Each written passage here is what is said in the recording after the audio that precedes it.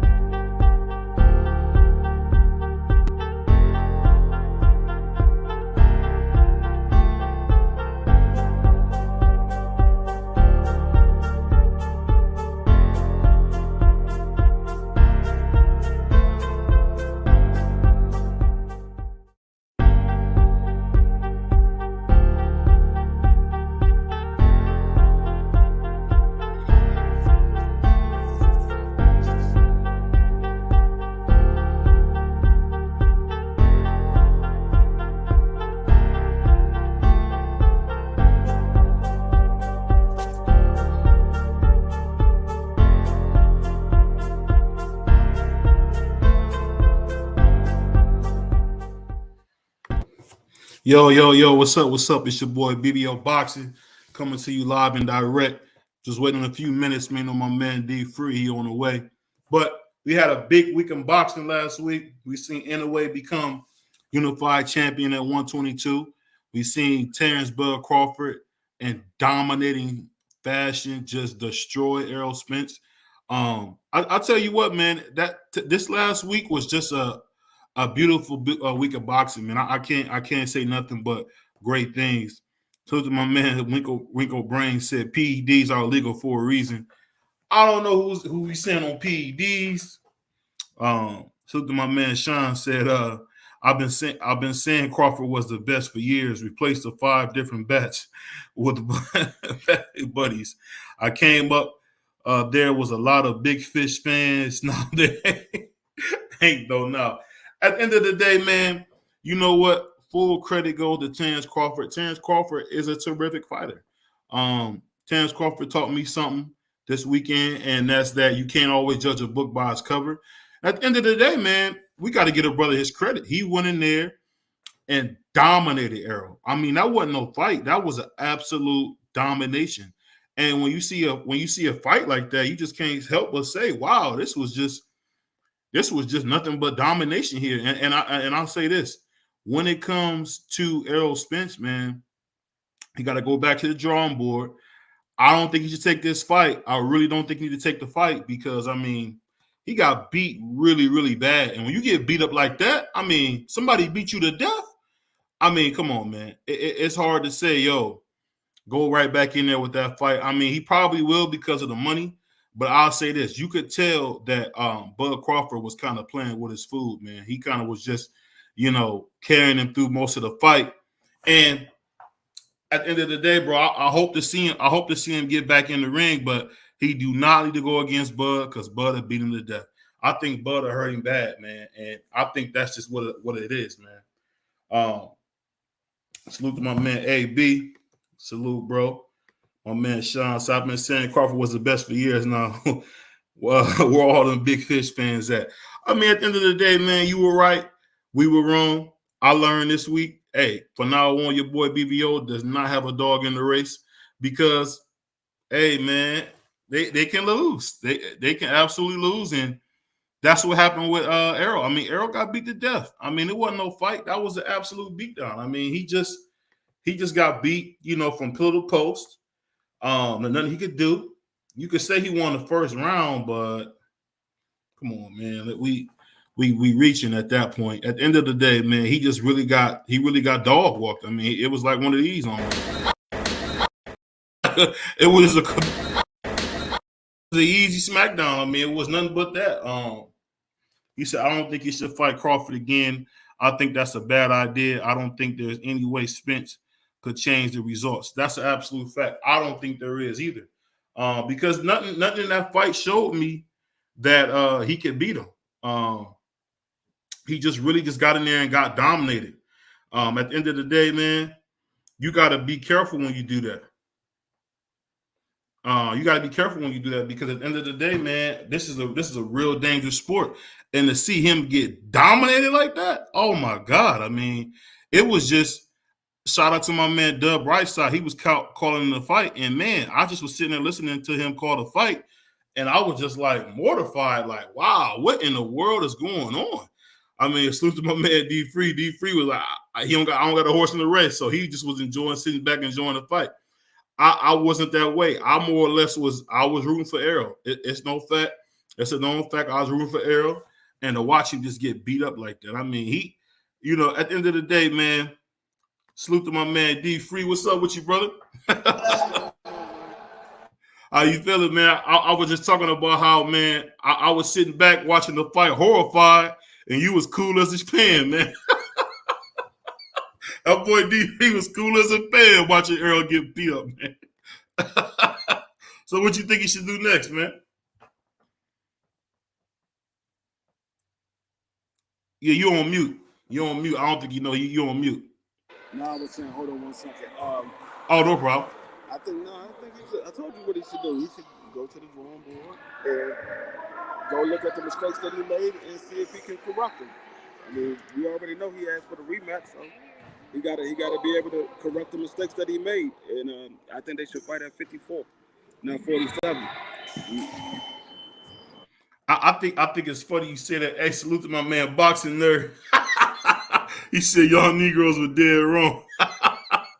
Hey, I could be wrong, man. He said he should stay the heck away from Crawford. Hey, when it comes to a guy like Terence Crawford, man, that's the once in a lifetime generational talent, bro. Everybody's not gonna be like that. And I can say, salute to my co-host D Free. I learned a big lesson, man. Do not have a horse in the race because, man, I was sick. I was sick, man. All y'all that laugh at me about the whole Ryan Garcia thing, I was sick then.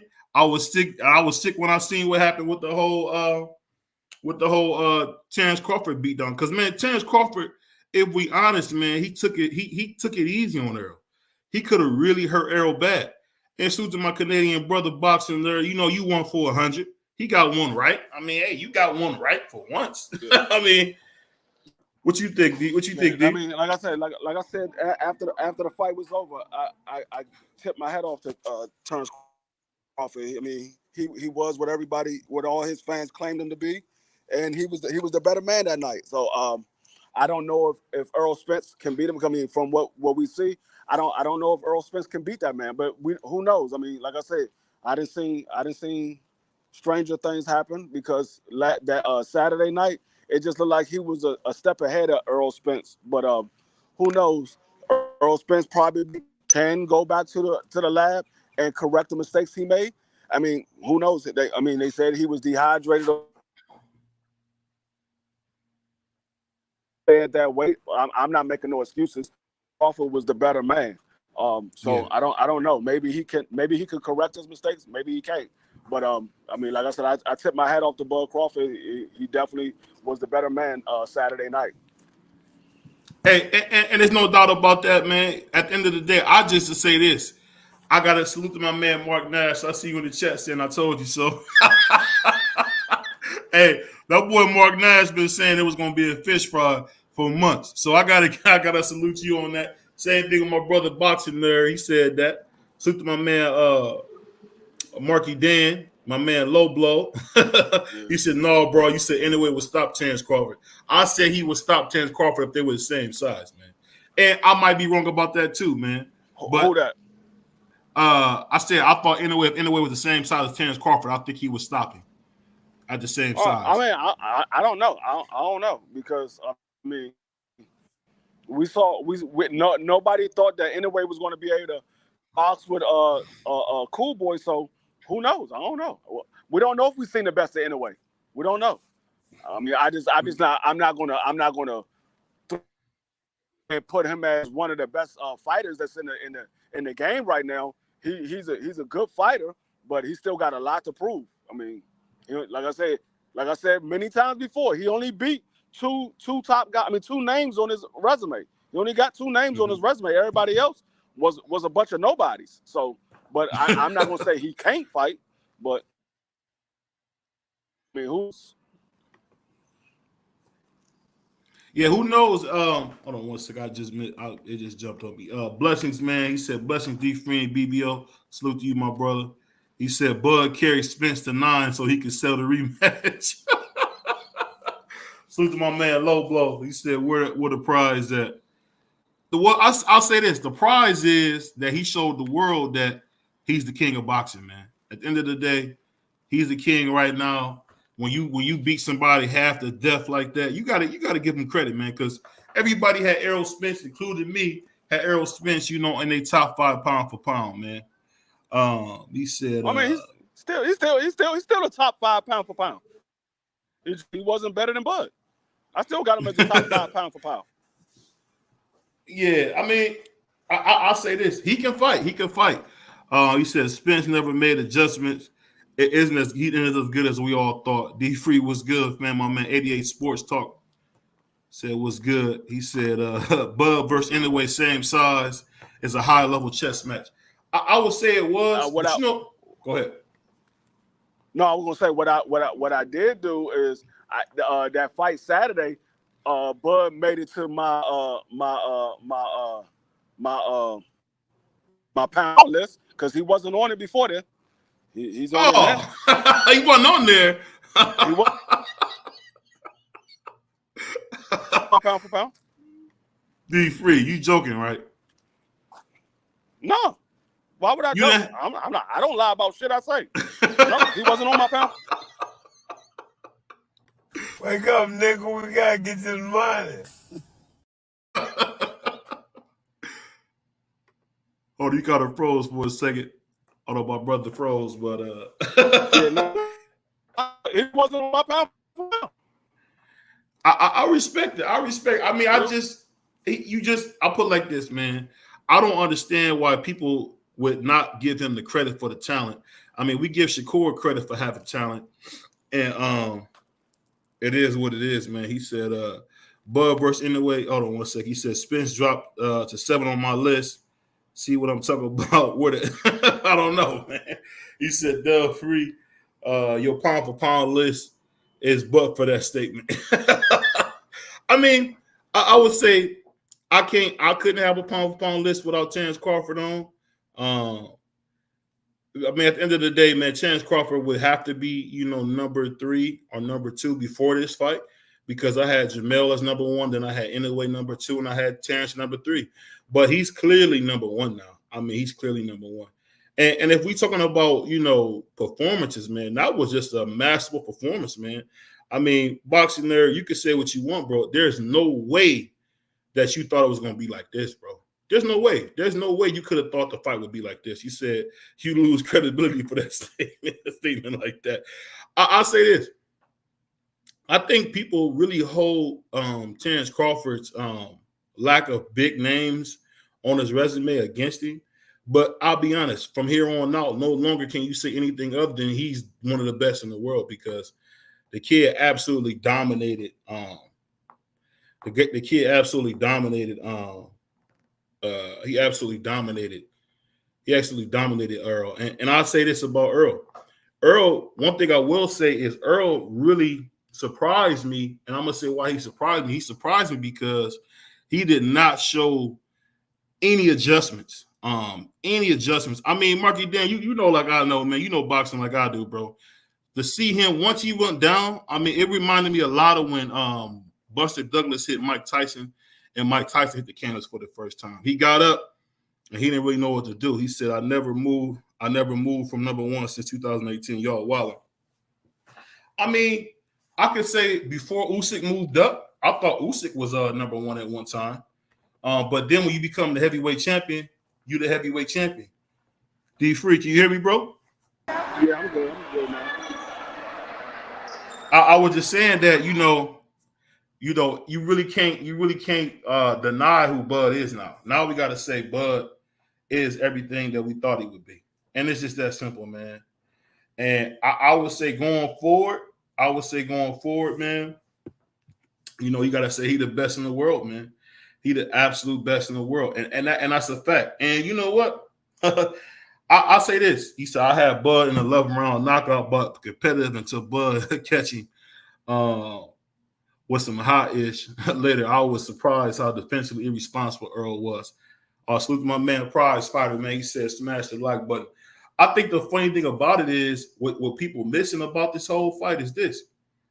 Is that, man, when you talk about, pound for pound, you talk about championship fights, I mean, we all thought Bud was off, but Bud was on, man. Bud was ready to do damage. And salute to my man, Marky Dan, he said something really, really powerful I didn't even think about. He could have really, really, really hurt. He could have really hurt. He really could have hurt Bud. I mean, he really could have hurt Earl real bad. And he took it easy on him. So I got to give him credit for that, because he could have really hurt Bud. I mean, you really could tell he took some steam off them punches, because, dude, it could have been a long night. I mean, it could have been a long night, and that's just a fact, yo. You can't deny what your eyes see. You just can't deny what your eyes see. And when my eyes told me, yo, this guy, Errol, man, this guy, Bud is the truth, man. He really is. He said, Bud, hold on one second. He said, BBO, you said Bud was scared in the grand rivals. Hey, I was wrong. And it's the thing. It's the thing about boxing. And I'll tell you guys something that I learned about this, man. when you get into boxing, man, especially on the commentating side, you can't have favorites. And I gotta say, bro, I was wrong because I had a favorite. And no longer will I have a favorite because at the end of the day, you can't have none. And ERROL, man, he just went in there and got beat to death, man. He looked like Elmo when he got done. What you think about that, though? Sleep to my man, boxing nerd. Hold on, somebody got some audio. What's the deal, my boy? What's going on, man? I was out here cleaning out the pool or whatever. Yeah. I looked up. I was like, God dang. I'll say this, though. When you talk about – hold on one second. Somebody got some background noise. I'll say this, boxing nerd. You was right, bro. But the thing is this. You got to be honest and say, you know what? I didn't see it happening like this. I really didn't. Yeah, I did. What the hell? You said what? The closer the fight got, the more confident I got. And to the point where I thought, yo, this guy's really going to beat the hell out of Spence for real. Nah, ain't nobody. You know when I thought it? Ain't nobody see that coming, bro. You know when I thought it? When I saw Earl's face when he was walking to the arena, I was like, yo, Bud's going to beat the hell out of this guy. This guy doesn't look ready. This guy looks scared. And then I saw him in the back room. He looked high as hell. And then I saw him walking to the arena. Oh, no, I walk into the ring. I'm just like, yeah. Hey man, you can't. Hey bro, you can't be burping on the podcast, hey, bro. Like, no, my bad. I just ate. Come on now. Yeah, man, you can't. No, that's what I'm saying. When he was entering the arena, when he was in the back room, he was just sitting there like he was about to go sleep. And then when he entered the ring, I was just like, bro, this guy doesn't look as the least amount prepared. Hey, and when Bud entered with M and the fishnet to go along with it, catching a big fish, the so-called big fish. I have a leftover Spence salmon if you guys want any Spence salmon, by the way, because we stir fry. Crazy, man. As soon as a man loses a fight, boy, y'all boys jump ship like crazy. Man. I ain't never seen nothing like it. He was never on the ship. On the internet is the man can listen. The man was just clearly outclassed, right? I'm talking about ERROL. But what did he do when Bud was tagging him with like shots, like crazy shots? Earl he never gave up. So just because he got his ass with one good time, I'm not going to abandon Errol Spence. No, that's a life-changing ass whooping though. That's not a regular ass whooping. That's Diego Corrales versus Floyd Mayweather. Like that's a career-altering ass whooping, bro. Salute to my man Q Money with the fish hooks. Let me read this comment real quick. Salute to my man Marky Dan. He said Spence couldn't adjust. He kept coming straight. Hold on one second. He kept coming straight in a straight line with no head movement. He got ate up by Bud's left hook and jab. At this age, Spence is what he is, and that's a fact. He said Spence can improve at his age. He said Bud flatlining in the rematch. He said, y'all niggas was capping on the 28. Hey, I want you to come up here, Q buddy, because you've been talking crazy, bro. You've been talking crazy. Is he lying, though? The only time I ever seen Spence make an adjustment was in the Kell Brook fight. He started doubling and tripping off the jabbers when he got countered. You remember that, right? In the Kell Brook fight. He started getting countered with a jab, so he started doubling and tripling it up. Other than that guy doesn't really do anything else, man. He's just what he is. Terence Crawford, his jab was like, man, that jab that he was hurting Earl with the jab bad. I was like, man, it was a power jab. That's why crazy power jab. Yo, he's right-handed. He's right-handed. He fights better at the right-handed stand. Out the southpaw. I'm the same way, so I feel like I could fight like Bud too, because I'm right-handed. So my right hand is going to be difficult. No, like I'm a southpaw, but I'm right-handed, so my jab is gonna feel like a dangerous punch. You don't laugh, BVO. You know I'm a dangerous man. I'm a dangerous man. I'm a wanted man. Yo, that was really child abuse, bro. That was like he took off his belt like he said he was gonna do. And Errol Spence got up. I'll say this. Now I get pumped up watching the fights, but let's not play games, man. You will get beat to death, bro. You got it there. You'll get beat to death, bro. Stop playing games, man. You'll get beat like you stole something. He said, brothers is jumping. Hey, but you know what? At the end of the day, man, that kind of performance, man, people got to jump ship on that kind of performance. No, I'm talking about. I have him. I'm talking about people just like people got big fish shirts. They burning. They throwing them in the trash. They selling them for $2. I'm like, y'all some suckers, man. Well, you know what, man? That's what happens, man. When you lose, man, people move on. Salute to Tay. She's part of the TYT. Hold on one second. Let me read a couple of these comments real quick. Salute to Tay, part of the TYT family. She said, salute D3 and the fellas. Salute to you. Salute to the chat. He said, I was telling your butt price. Hey, I'll tell you this, man. It was one of them fights where it wasn't Wait, 50-50 fight. what? Hold on, let me read this next one. He said, I had Bud winning this fight. Winning this fight hands down, but I would say, hold on one second. I must say something was wrong with Spence. I don't know if he was mentally or physically. Maybe he was scared to death. That's it. That's what's wrong with him. He was scared to death. We're not gonna make excuses, man. He got beat to death, bro. He got beat up, but that doesn't define him. Whooping like your favorite fighter that got whooped before. You know what I'm saying? So it is. No, my favorite fight is undefeated.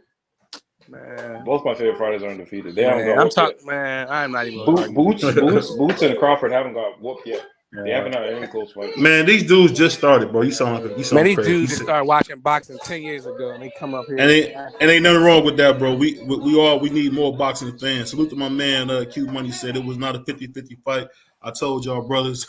He said I'm gonna pull up on you, BBO. Hey, salute to my man D3. He messing around in the background. But I'm gonna tell you this, man. BBO, question. Is it blasphemous to think Prime Floyd and applying Terence Crawford is a close fight? What you said? At 147, no. At 147, no, because I don't think 147 was Floyd's best weight class. So I think 140, 135 is his best weight class. What'd you say, Boxing Nerd? You said a matchup between Floyd and Bud? Yeah, he's talking about at 47. That is, if it's close, is that blasphemous to say at 147? No, matter of fact, I think Bud would beat Mayweather at 147. At 147, Floyd was dealing with injuries. Not only that, his style. His hands were not good by that time. Mm-hmm. And I just think his style, he would get well, actually, you know what? I think that would be a boring fight, him and Crawford, but shit, I think Crawford would win. That's me. Floyd struggles with southpaws. We know that. Yeah, that's fact. Let me read a couple of these comments real quick. Salute to Quee. She said, TYT family. He said, burn them shirts. They was cat. TYT. Don't burn the shirts. The shirts were hey, I like. Hey, you ain't wrong, bro. At the end of the day, man, they had some Elmo. That's if y'all ever seen the Elmo doll, that's exactly how your boy ERROL looked. He looked like Elmo. He looked like Will Smith from him. Damn. He looked like Elmo, man. He got beat to death, bro. Yo, he looked like Martin Lawrence when he fought Tommy Hearns, bro. You see how blowed up his face was? I thought that nigga looked like Garfield sitting up on the press conference stage after he got his ass whooped. And his face looked like it was just drooping downward. Nah, I'm serious, bro. That's what I saw. That shit was nasty, bro. I didn't even think they should let him do the press conference. I mean, you know, I don't know. He might have been. They cut off the cameras on the official Showtime post fight. They cut off the camera. I saw that. I saw that shit, bro. They said technical difficulties. Them niggas, they ain't want nobody to see ERROL ugly ass. Golden Tall got his ass whooped, and he showed up for the press conference. We can't let them see. Y'all can't let them see them like that. I'll say this, man. We read all that. My man Q said, "Forget all that. We talking about ERROL, not my favorite fighter." She shouting out D3. He said, "Who's smoking on ERROL?" ERROL got one turned off to a bag. y'all were smoking that bad weed. You're talking about smoking on Bud. That Bud made y'all head spin. He said they cut the cam off his face. It was so messed up. Man, BBO. I'm gonna say this. When you look. Oh, let me say this real quick. I'm gonna say this: when you watch this fight, man, it looked just like Gotti versus Floyd. The bigger man got beat to death, and I'm gonna tell you this. And a lot of people but hold on, real quick, BBO, real quick. Terence Crawford looked a lot bigger and stronger than Errol Spence in that fight. He looked a lot bigger. I was shocked at that. That's whoa! You talking wild, bro? Man, come on, man. Yo, man, come on, BBO. Yo, ass, you gotta let somebody get through. At least once, man. Come on, bro. I have private. I'm messing with you, man. I'm messing with you, man. I ain't pausing no more because if you think I got to pause, and you think I'm sweet, then bring your girlfriend to this new house, and I guarantee you she won't. Oh, here we go. Here we go, my man. Not you stunting on that. Here we go, my man Mike Laurie talking crazy. Hey, look. Stop playing with me, man. Hey, you know, playing with me. Oh yeah, I'm gonna show up. Hey, now I don't know. I'm gonna be honest. I don't know if y'all ever watch Pokemon. Playing with me. When my boy Prize put them glasses on like Squirtle, man, he ready to style out here. He put the glasses on like Squirtle, man. He ready to go. You already know what time it is, man.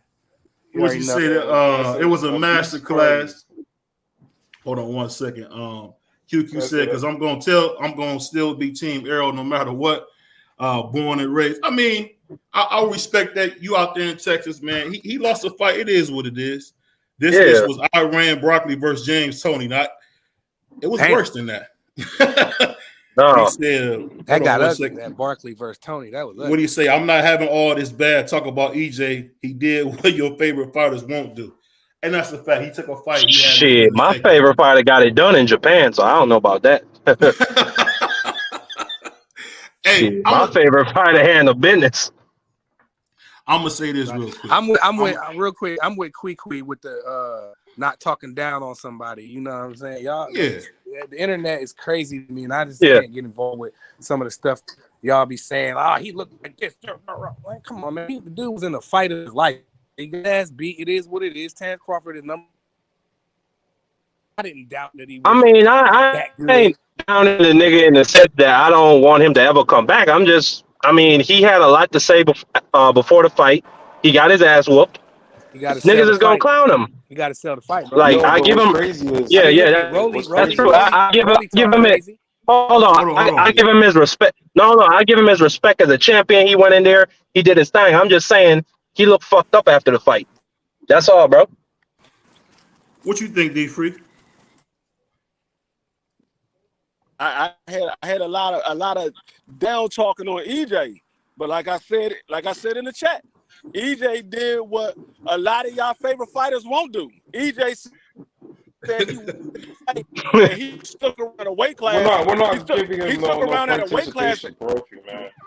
He stuck around at a weight class that he said it was hard to make because he wanted a fight that he said he was gonna give to his fans. He did what a lot of your favorite fighters wouldn't do. He gave up his A side pretty much. He pretty much gave up his A side to make this fight happen. So I hear a lot of bad talking, but we're not giving him no part. He was the A side. When do the A side give up their status? When do you say A side give up the status? Never. He doesn't get it. He doesn't get the fight without Crawford. I can tell you right now, if that was Bud in that situation, we would have never got that fight because Bud wouldn't have gave up all that. He wouldn't have gave up everything EJ gave up. Man, look, we've already given EJ his credit for making the fight happen. I give him all the credit in the world, but at the end of the day, I'm just not a better fighter. No, I didn't take away no credit from Bud. I'm just talking about if that was Bud in that situation where EJ was playing hardball, we wouldn't have got that fight. You really don't know that. First of all, we're not playing in what we do because Bud walked away from it because he didn't get what he wanted. What are you talking about? We don't know that. We do. I mean, he didn't get what he wanted. It was. I don't know. All that for real is irrelevant because the fighters came and went. So and he got his ass. Y'all need to eat your humble pie. Like it's nothing to really talk about. There's nothing to talk about. I'm just saying all of the bad talk about EJ. Like I said, neither one of these guys are my favorite fighter. No, be free. You have to understand this is 5 years. 5 years. Y'all been talking crazy about this man for 5 years. It's about time y'all get what you could. No. What we talked about is a man that lied for 5 years. Who lied for 5 years? Hey, BBO, this shit ain't gonna never end. It ain't gonna never end, bro. They're gonna stay fighting and hating on each other till the day they die, or till the day the fan base dies. That's why I keep telling y'all. See, the thing is, when you with somebody that I'm coming back, Chubby. It's not that neither one of these guys is a favorite. You get the truth. You don't get no bullshit because ain't neither one of these guys my favorite. So I don't give up no bullshit. I just know what I saw. You sound like I saw one guy. I don't have no favorites. I don't. If I have a favorite, it will be a Russell. It wouldn't be no Spence. It won't be. My cousins are fighters. They fight right now. So if I had a favorite, it would be a Russell. Mm-hmm. I'm not cutting him off. This is barbershop talk. What the hell? No. This what I'll say. I was checking on the when we talk about boxing, man. When we talk about here we go. Hold on, before you go, Q. Let me finish this statement real quick. I'm gonna say this. What ERROL did, and D-Free, you made a great point. A lot of people wouldn't do. And you know what? At the end of the day, man, that was some Oscar De La Hoya type stuff where you just say, you know what? I'm going to fight the best. I don't even care if I can win or not. I'm going to fight the best. So, I mean, EJ, get credit for that. No, that was not no Oscar De La Hoya shit. That wasn't Oscar De La Hoya. Oscar De La Hoya ain't never do no shit like that. That was I'm gonna tell you what I'm gonna tell you. I'm gonna be honest with you, and I'm gonna tell you exactly what that was. What was that? That was Devin Haney when he fought Kambosa. He went out there and gave up his A-side status to get a fight that he wanted. That's what it was. Nigga, what that was a one-sided ass beat. Fuck off. That you talking about, nigga. That nigga got his ass beat, nigga. Fuck all that, man. This nigga out here capping. You up here capping, man. I'm not talking about the fight, bro. You capping, bro. Shut the fuck up and listen to what I'm saying. I'm not talking about the fight. I'm talking about you capping. I was just in the chat. Listen to you cap, nigga. Fuck is you talking about? You was lying for 5 years, nigga. You capping, nigga. Capping ass nigga. I don't care about how you feel about. I don't give a fuck. I don't give a fuck how you feel about what nigga saying about another nigga. I don't care how you feel about what nigga saying about another nigga. Capping ass nigga. The fuck out of here, bro. I don't. Over here talking shit, my nigga. Stop the fuck out of here, my nigga. You and your feelings, nigga. You and your feelings. You and your feelings, nigga. Give a fuck about these fighters. You up here in your feelings right now, nigga. On my mama, you was a nigga on the panel capping that I was in the chat and I heard your ass and I heard Whiteside capping, nigga. On my life, your ass was capping, nigga. Talking that dumb shit. Now this nigga got his ass beat. Now you don't want a nigga talking about a nigga getting his ass beat, nigga. I don't want to be on the fuck out of here. What are you talking about, bro? Get the fuck on somewhere, my nigga. Get out of here, my nigga. Damn, what happened when I left? You talking that dumb shit, bro. We don't care. We don't care about how you feel about another nigga talking about ERROL, bro. We don't give a fuck how you feel about another man talking about ERROL, bro. Let the man D-Free get off. Bro, D-Free been talking for an hour. I just got on here, my nigga. He interrupted me. Hold on, cap ass shit. Who you think talking to? Who you think you talking to? I'm talking to you, nigga. Nigga is sensitive. What are you talking about, man? Y'all niggas capping, bro. Nigga out of here, you capping, man. You funny as hell. You in your feelings, bro. You in your feelings about another. You in feelings about me talking about another nigga, bro. Hold on. Oh my God, bro. Get on somewhere, bro. Get out of here, bro. Hold on. Get out of here, bro. Bro, on my mama. Bro, am I tripping? No, I just gotta say this. Am I tripping? Or was I just hearing a nigga talking about, why are you talking about this man because he's your favorite fighter? Bro, I don't care how you feel about us talking about him getting beat up, bro. The fuck is you talking about? You're in your feelings, bro. This guy bring up A-side when it has nothing to do with the fight. That ain't got shit to do with that. We talking about the aftermath, my nigga. He got the fuck on, bro. Y'all niggas, man, come on, man. I'll be back later, BVO. These niggas in their feelings, bro. Get the fuck out of here, man. Hold on, let me say, my mama, bro. Let me say this real quick. I gotta clear that up, my man Q. I don't know if you heard when because D-Free said it many times, he don't have a horse in the race.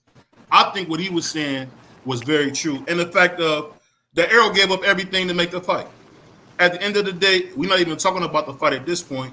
The fact that ERROL even took this fight was just amazing, man. I gotta admit, because I mean he didn't really go ahead. Now that you back, go ahead, D-Free, my bad. No, that was my whole point. The fight, and I gave Bud all his props. He was the better man. He beat the hell out of Earl. But what I said was I don't like all the bad talking about Earl because this man did something that most favorite fighters will not do. That's what. Yeah. And it's not even. Here's the thing. He did something that y'all attacked D-Free. Y'all attacked D-Free because he said the man gave up his ace status. Like what? Like why? No, why we need all that's not even. We're not even mad at Earl. We're mad at his fans. His fans are. No, I'm not mad at Bud or nothing. Because if this was Bud, I wouldn't be talking about Bud the way y'all sitting there talking about EJ. I wouldn't be talking about. I just said it was a good fight. EJ was a better man. Neither one of them. Literally, why this whole YouTube thing is such a big deal, why there's a big civil war, is because of the fan bases. The guys. Yo, you gotta fix your mic, dog. Your mic is trash. Your mic is trash, bro. Yeah, your mic is horrible. My mic? Yeah, it's bad, bro. Yeah, get your mic together, bro, and then come back. It sounds like it's a coin rattling around in a can at the end of that shit, bro. Yeah, you must have got that from You must have got that from Canada, bro. That's all that extra. Stuff. Hold on, let me say all that extra stuff just a little minute ago. Let me say this. Unnecessary on this channel, bro. Period. Let me say this real quick. I think, and we all got to speak one at a time. I think what you're saying is true, D-Free. I think people, I'll be honest with you, how everybody else is about the fight, I'm telling you, man, a lot of us is still, fans of the current fighters because we kind of like the newer generation of it. So the same way you felt about Sugar Ray Leonard, we feel that same way about EJ.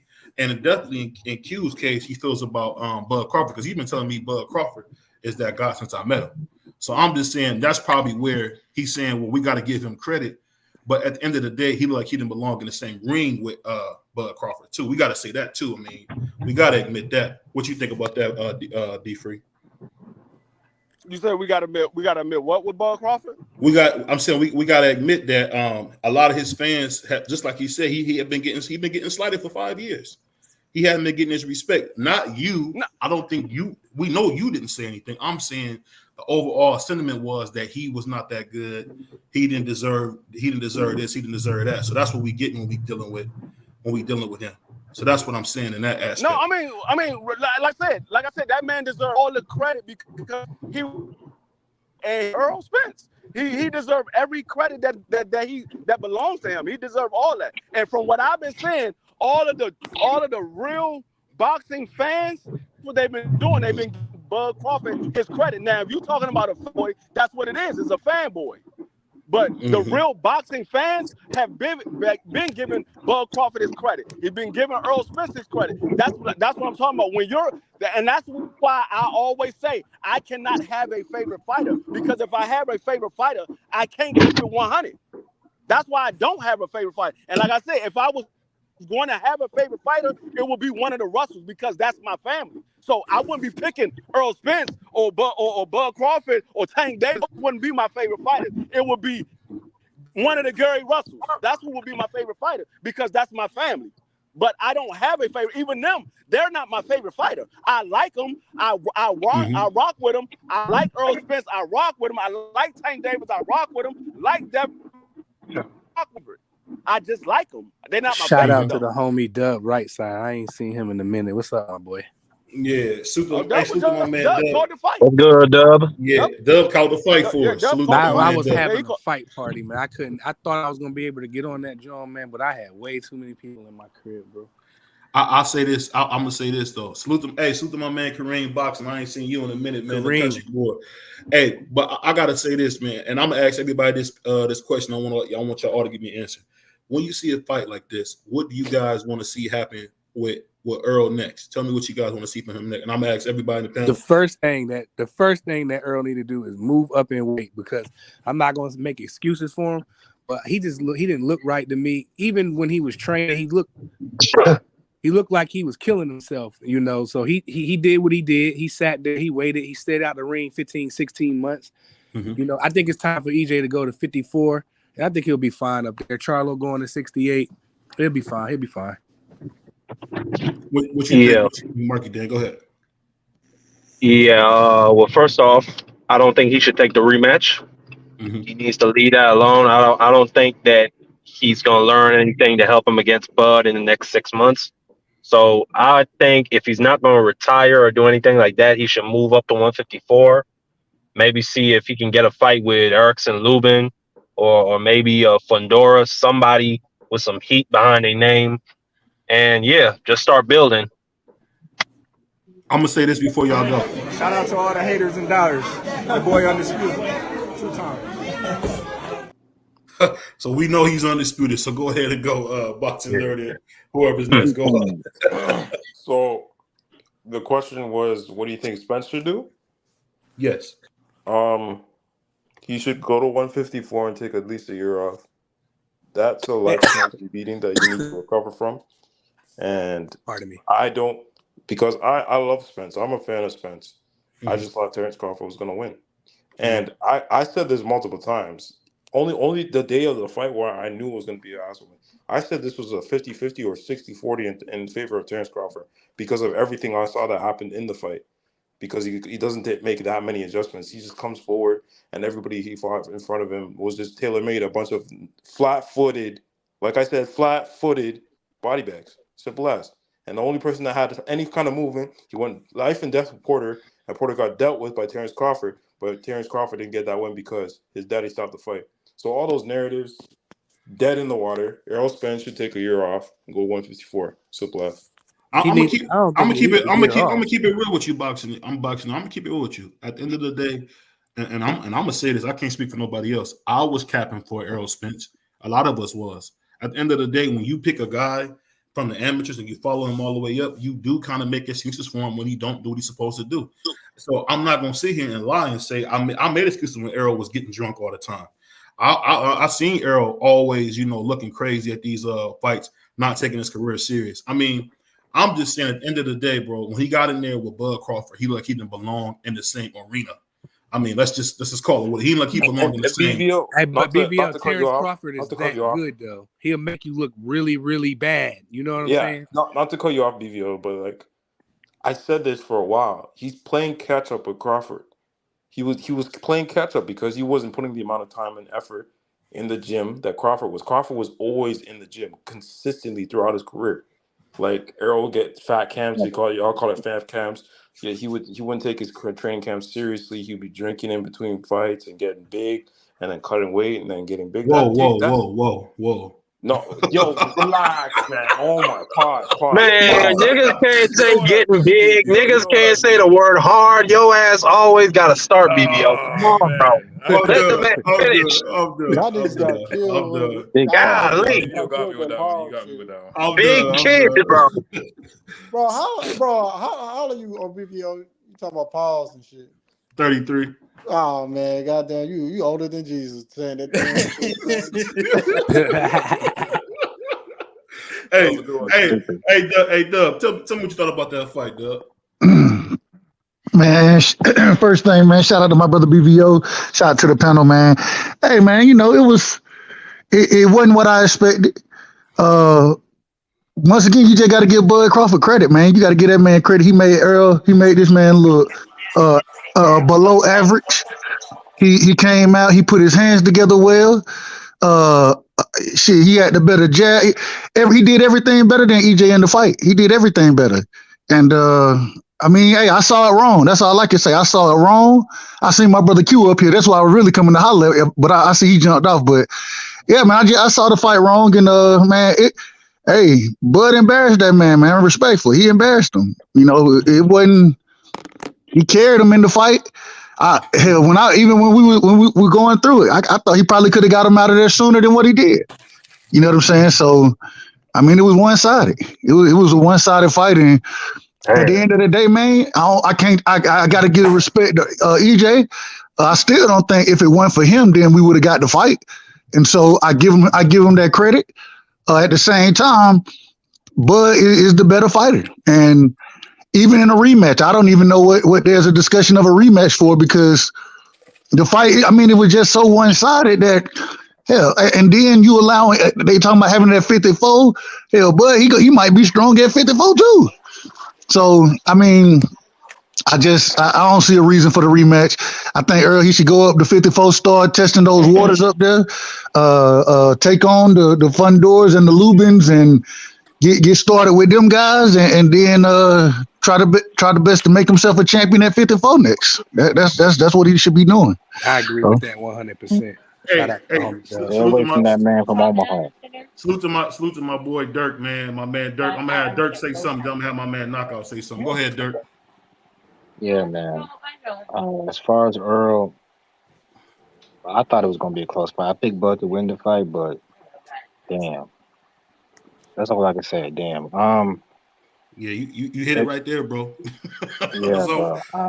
I was feeling bad for Earl. Even though I wanted Bud to win, I was like, yeah, I need to stop the fight. As far as what he should do next, I agree with Doug. Go to 54, test the waters, and go see Tim Tszyu. You was talking crazy about him, like, go see what he on about. Go fight Tim Tszyu at 54. Hey, and as far as and then look, I don't give a damn, bro. It's only one real man. Hostile in the chat. Hey, what's up with you, dog? Why you so hostile today? What you think? What you think, Knockout, after that, bro? Hey, if I could just quickly make this comment, they could also make the Brian Castano rematch from when him and Spence fought in the amateurs, and he beat Spence. That's a good fight. So that could be a fight they make.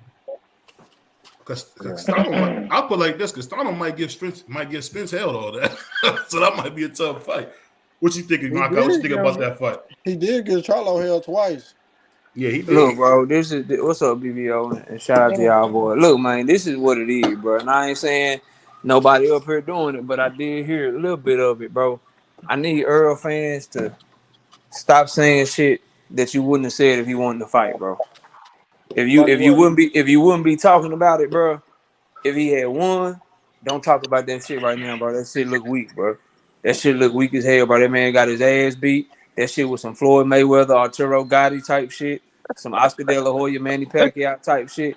If he had won the fight, and a nigga up here that would have been talking about how he used to be undisciplined and how he had all of that extra shit about a head start, and Bud had a head start. If that nigga would have won that fight, nobody would be talking about that shit, bro. So if you wouldn't talk about it when the nigga win, bro, don't talk about it when he lose. That shit look weak. That shit look like you can't take a L. And at the end of the day, bro, everything Bud did in that ring ain't got nothing to do with who he is outside the ring, whether you rock with him or not, bro.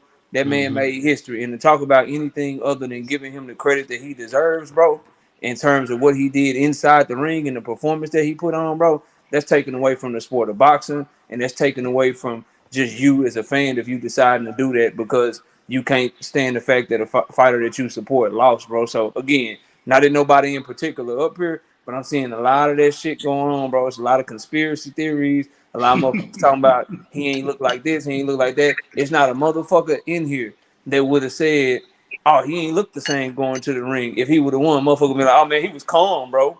He was calm and he was cool. But I'm not hearing that shit, bro. So I just want people to stop doing that shit because they going to group me in with you motherfuckers.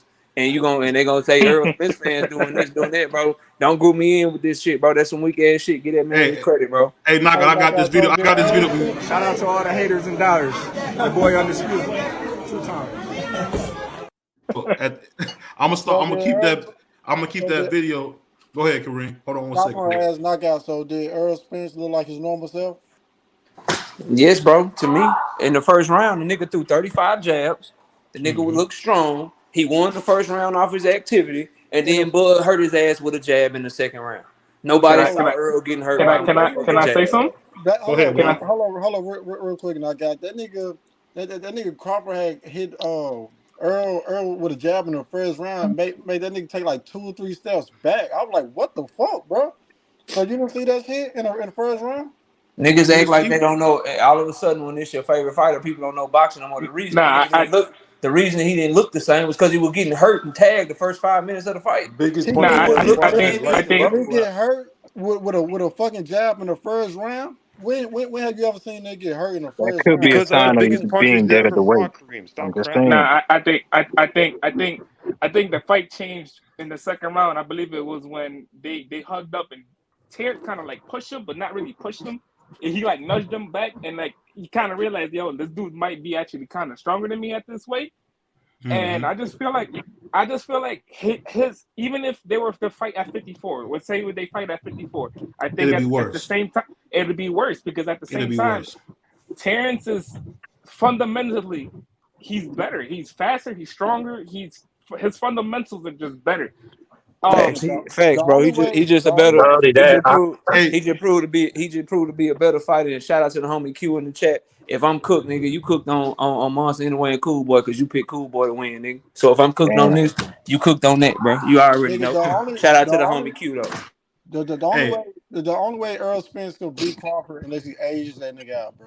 No, only way he can beat Bud Crawford is if he get a gun, bro. I'm gonna just be honest with you, bro. He's not gonna beat him, man. Bring a shotgun, bro. We need to be talking about Bud trying to go be a 3-time undisputed champion at 154. Earl Spence. That ain't gonna happen for knockout.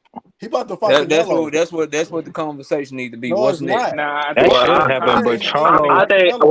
Jermell. Hold on, knockout. I think Jermell is gonna beat Canelo, and I think he's gonna stay at one. I think he's gonna move to 160.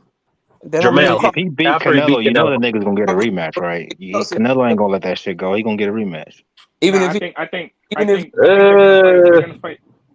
rematch clause. I'm pretty sure. I think he's gonna. Well, yeah, if he do like match Floyd, I think he's gonna try and match Floyd. I believe he's gonna try and match Floyd. I think that's he ain't gonna, unless he start fighting 3 times a year for the next 5 years. That's not gonna happen, bro. No, look, man, 50 and 0 don't mean shit like that. Like, let's be real, it really don't. Bro, being 3 times undisputed, it might be a better accomplishment than being 50 and 0. I mean, yeah, obviously, but it's a lot of niggas that don't win. Well, I ain't gonna say a lot, but it's plenty of fighters that don't win 50 and 0 in boxing. Yeah, exactly. But right, but you got to use context though. Who Floyd beat? That's fair. Floyd is considered great because of who he beat to that 50 and 0, bro. Yeah, like, it ain't 23 champion. Yeah, bro. Yeah, well, it's about we all know that. We all know that. But the let me say this. Ain't never touch that, but his resume is never gonna touch. But let me say this though: when we talk about Floyd, we gotta keep it real. Floyd is 49 and 0. I'm not giving him credit for beating Conor McGregor, bro. Floyd is 49 and 0, bro. I mean, 49, 50, it don't matter. Them niggas is all the same. They all got treated the same. He laced them up and got his ass whooped. Got his ass knocked down in the 10th round. That nigga's 50 and 0. I don't know what the fuck you talking about, BBO. Hey, on the real though, we all know. If y'all want to talk about accomplishments, Bud Crawford will probably be able to do something. He already did 2 things that Floyd never did. But when you want to break down competition, bro, go find me a Oscar De La Hoya, Miguel Cotto, a Manny Pacquiao, all these come Canelo. on.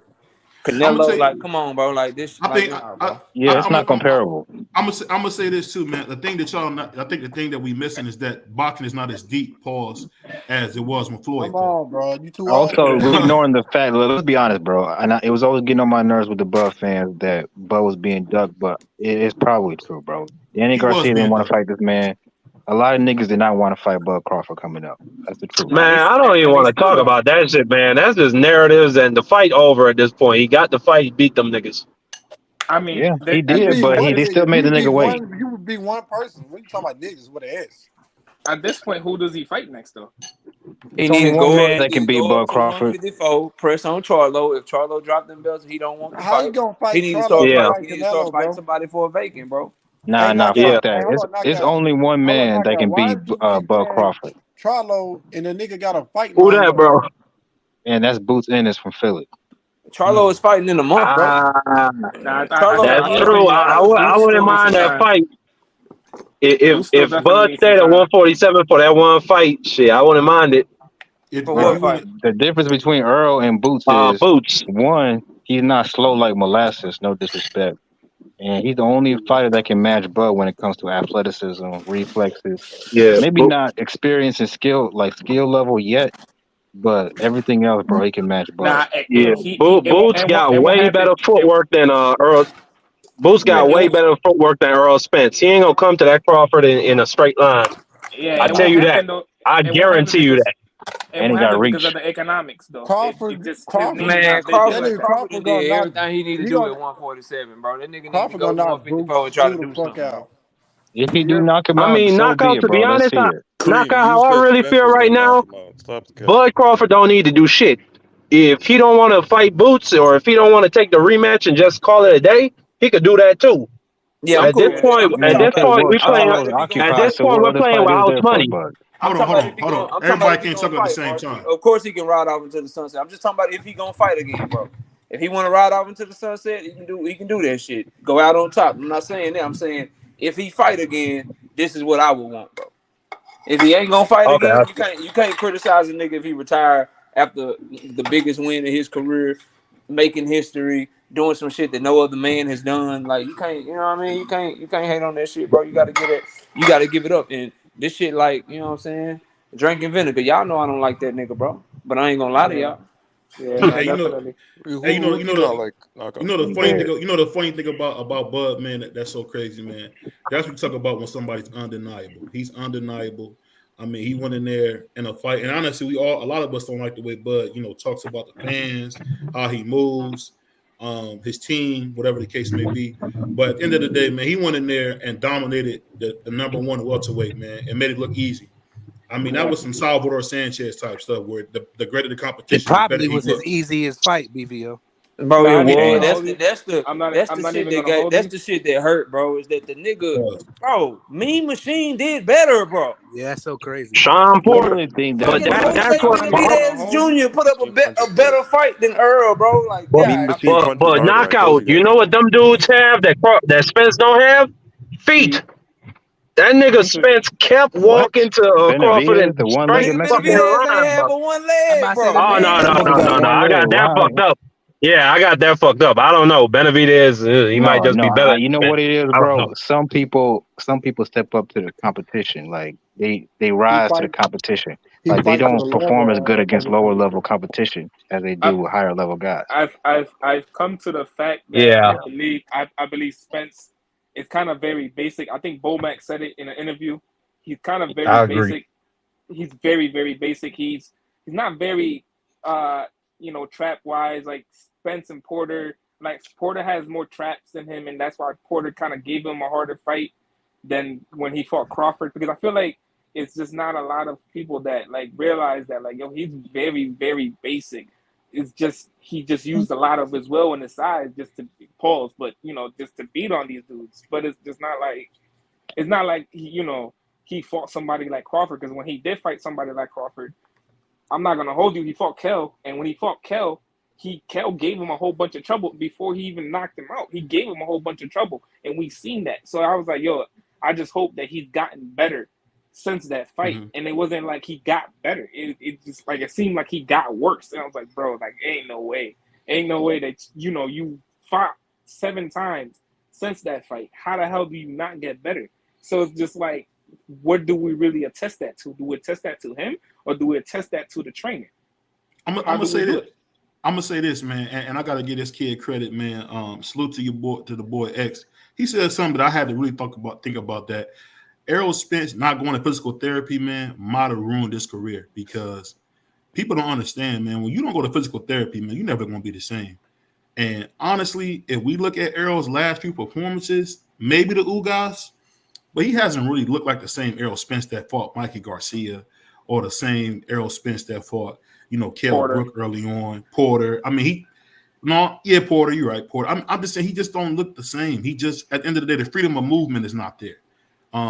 If you look at the way he was just jabbing, and Marky Dan, you a boxing historian, man. You know for a fact, man, it's very hard for a Mexican style fighter to be the slick black fighter. At the end of the day, I mean, unless your name is Oscar De La Hoya, it's going to be hard to do that. I mean, even what's his name, Chavez, when he fought Mildred Taylor, had a hard time. I mean, it's just tough for a Mexican style fighter like Earl to beat the best black slick fighter, man. And I said it the other day. I was like, bro, watching this dude is like watching him having 2 fucking cement feet. Like he doesn't move, and it's like, bro, why are you not moving? Get out the way. Just get out the way. Simple. Get out the way. I don't think he could get out the way. He tried to get out the way, but he couldn't get out the way, man. He couldn't do it. He was like already slow, stuck in mud, bro. And even then, like, right? So like he tried pushing him back, and it's like, bro, you're not pushing him back. So why are you trying? Why do you keep trying? Come from a different approach. And it's just like he just can't. He just doesn't know how to. And fellas, who's the man that's always saying, I don't need a tune-up? Errol Spence. Yeah, you see, he probably did need a tune-up, bro, because his timing was off. He said it himself. You can't be off for 16 months and think you're just gonna come back and look like the same guy. Like Even that if didn't you happen, did, bro. it can't be. It's nobody at the caliber of Terrence Crawford. He's a super athlete. Right. We said it on this channel 100 times. We know that. We know, like us hardcore fans, we know what kind of smoke Bud give out. So, like, I was a little. No, I'm not gonna lie. I'm completely shocked that he got dominated like that. But I could see Bud actually doing what he was doing, and BVO can tell you from private conversations. But it is what it is, and Terrence Crawford is the best. It's his era. He runs the show, and he can do whatever he wants. Let me ask y'all. Let me ask y'all this: if he would have fought the Errol Spence that fought Kell Brook or Lamont Peterson, would last night look the same? No, I still think that Terrence Crawford does what he does. I think Terrence still would have won, but I think it'd be a little more competitive, bro. At least he would have won 12. I don't think it would have been this bad. I think it would have been a little bit more competitive, but he still would have kind of made it look easy because it would have been a lot of So it's just because he's basic, and it's like I go back and I look at fights, and I'm like, bro, you are kind of very basic. You're just basic. Tim Duncan in basketball was basic, but he's just really good at everything. See, but we can't do that because I know. But when you say somebody's basic, that's okay because Tim Duncan, you don't get no more basic to him. But Tim Duncan is the greatest power forward of all time. Yeah. But Bivio said it best. Like a lot of slick fighters, they have a lot of tips and tricks, and if you're not doing these certain tips and tricks, you can't beat these dudes. Chavez had tips and tricks. He wasn't basic up and down. He had tips and tricks where he had to cut off the ring. Oh yeah, I'm gonna cut off the ring right here. He doesn't even do that. That's why I don't like pressure fighters. Yeah, he doesn't even do that. He just, you know what? I'm be honest with you, man. What you seen is what you're gonna see going forward. And listen, I don't want this. We not trying to bash Errol Spence, but we got to give it up to your boy Bud, man. Bud really came in there, put on a masterclass performance. And I'm gonna be honest with you guys. If you hadn't seen a real slick puncher boxer, you've seen one, and I'm gonna be honest with you, that Bud Crawford could beat anybody at 147 at all time. I think he could beat anybody. I hate that we don't have a time machine. I would have loved to see Sugar Ray Leonard versus him at that time, because at the end of the day, man, when you think about how dominant he was in the mid range, and let's be honest here, man, Bud was not. Well, you like to argue with every damn thing, don't you? Lost arts of boxing. Everything a nigga say, the motherfucker he can't help himself. The nigga's desperate. But I'll say this, bro. You can't. I think the thing you gotta say is this: Errol Spence ain't no Tim Duncan, bro. And I'm gonna tell you why. Because I'm a Lakers fan, and Tim Duncan was the only guy I ever seen stand up to Shaquille O'Neal at his best and give him 40, and there was nothing Shaq could do about it. Errol Spence is not that guy. Either. And he's no Don't Marvin you ever Hagler. disrespect Tim Duncan like that again? I'm just kidding. I mean, because let's be honest. I'm gonna be honest with you, bro. If Tim Duncan is a better version of that dude. What's that dude that playing Denver right now? Jokic? I don't know about that, bro. He can't pass like that dude. Bro, I'm talking about you're not gonna be able to pass. Tim was a more complete basketball player, like meaning defense and offense. If that's what you mean. That's what I'm saying. But offensively, Jokic is a superior basketball player to Tim. Listen. What I'm saying is this: if Tim Duncan played, now he would be shooting threes and all that. But what I'm saying is this: if you look at the talent, the superstar talent he had, all I'm saying is that at the end of the day, man, Errol's a good fighter. He's very good, but he went against an elite of the elite. And I'll be honest here, Bud Crawford is an all-time great, man. You could put Bud Crawford up there with the Tommy Hearns, the Marvin Haglers, the Floyd Mayweather. If you saying otherwise, you're a hater. Because at the end of the day, I agree with that, but I really believe that. Let me finish what I'm saying. Let me finish what I'm saying. Go ahead. What I'm saying is you got to say that because there's a reason why his hand got casted at the Hall of Fame. Because you just don't go in there. I mean, say what you want. Errol Spence was top five, man, pound for pound. And what did he do? He went in there. And guess what he did? He dominated him. So let's give Bud Crawford his credit. Bud Crawford is the best fighter I've seen since Floyd left. And I'm going to be honest with you, Roy. At the end of the day, Andre Ward never looked as good as Bud looked last night. He never looked I'm in the minority with what you just said, but go ahead, brother. I don't know. Andre was kind of sharp. Hold on. He lost that first fight versus Kovalev, if we keeping it real. Kovalev got robbed. Kovalev got knocked his robbed, ass bro. out in the rematch. I don't agree with that, but that's fine. That was some low shots, though. I'm almost done. I'm gonna let y'all go. Go ahead, BBL. I'm gonna let my man D Free and Prize get up here. What I'm saying is this: you gotta honestly give a guy his credit, because guess what, dude? We did so much bashing. At the end of the day, and it's like drinking vinegar, like your boy Knockout said. I gotta sit here and say all this because I was talking down on the kid. This dude, Bud Crawford, said it best, man. Say some good things about me and don't talk about me crazy. And I'm gonna stop doing it. No longer will I say anything crazy about Bud. Thank you. I made a whole video about him being scared. I made a whole video about him not having a heart to step to the Errol Spence. I sat there and capped out, and I'm just telling you right now because I like to be fair. I was completely wrong. No longer will BBO let you know who his favorite fighter is because I don't have one anymore. And at the end of the day, man, we got to be honest. He did not belong in the same building as Terence Crawford, let alone the same ring. He didn't belong in the same building. Not the same. Not that night. Like I don't know what was Terence Crawford. Any night. We said on this channel 100 times. Well, you was capping out for Earl. I was kind of staying in the middle because I know how good Terence Crawford is. I know what I'm looking at, and I said it 100 times. He's a super athlete. He stays in shape year round. That's the key. He don't do certain things. He don't be doing certain things that these other fighters do. He stays in the gym. So it's gonna be hard to beat people like him, Shakur, them gym rats. You know what I'm saying? Them boys. I think Shakur's a coward, those, bro. Shakur's a coward, bro. I think Bud right now, if you look at his accomplishments, Bud can be a Hall of Famer any day of the week. I mean, there's not a lot of people that went undisputed in two weight divisions. There's not a lot of people. Nobody. How about nobody but Clarissa? Okay. It's too much Bud love going on right now. I gotta shut it down. Look, bro. He's pound for pound number one. Yes, he's pound for pound number one. He's an all-time great, and yes, he can't compete with any all-time. Shout out to all the haters and doubters. My boy undisputed. 2 times. I'm definitely not no hater, bro. I picked him to win the fight, but I gotta say this: Errol Spence was kind of tailor-made for Bud Crawford. So what I'm saying is, bro, I want to see him there with Boots. I know that's a minority. Everybody else wants to see a rematch or I guess Charlo, but that's not gonna happen. The only other option is Boots, bro. He's similar to Bud Crawford. He's not out here doing dumb shit, drinking. He's just as athletic as he is, if not more. He's younger. He's bigger. He probably hits harder. So, like, I want to see that fight, bro. Whoever said Keith Thurman, Keith Thurman's been out the ring almost like 15 Who said Keith Thurman? I don't know who said Keith Thurman. Hey, D Free, let me ask you a question, man. You a boxing historian, man. How good is Bud, and how good was he that night? But that's the best I've ever seen Bud. Out of all the fights that I watched of Bud, that's the best I've ever seen Bud. But I will put Bud on the way that Bud fought Saturday night.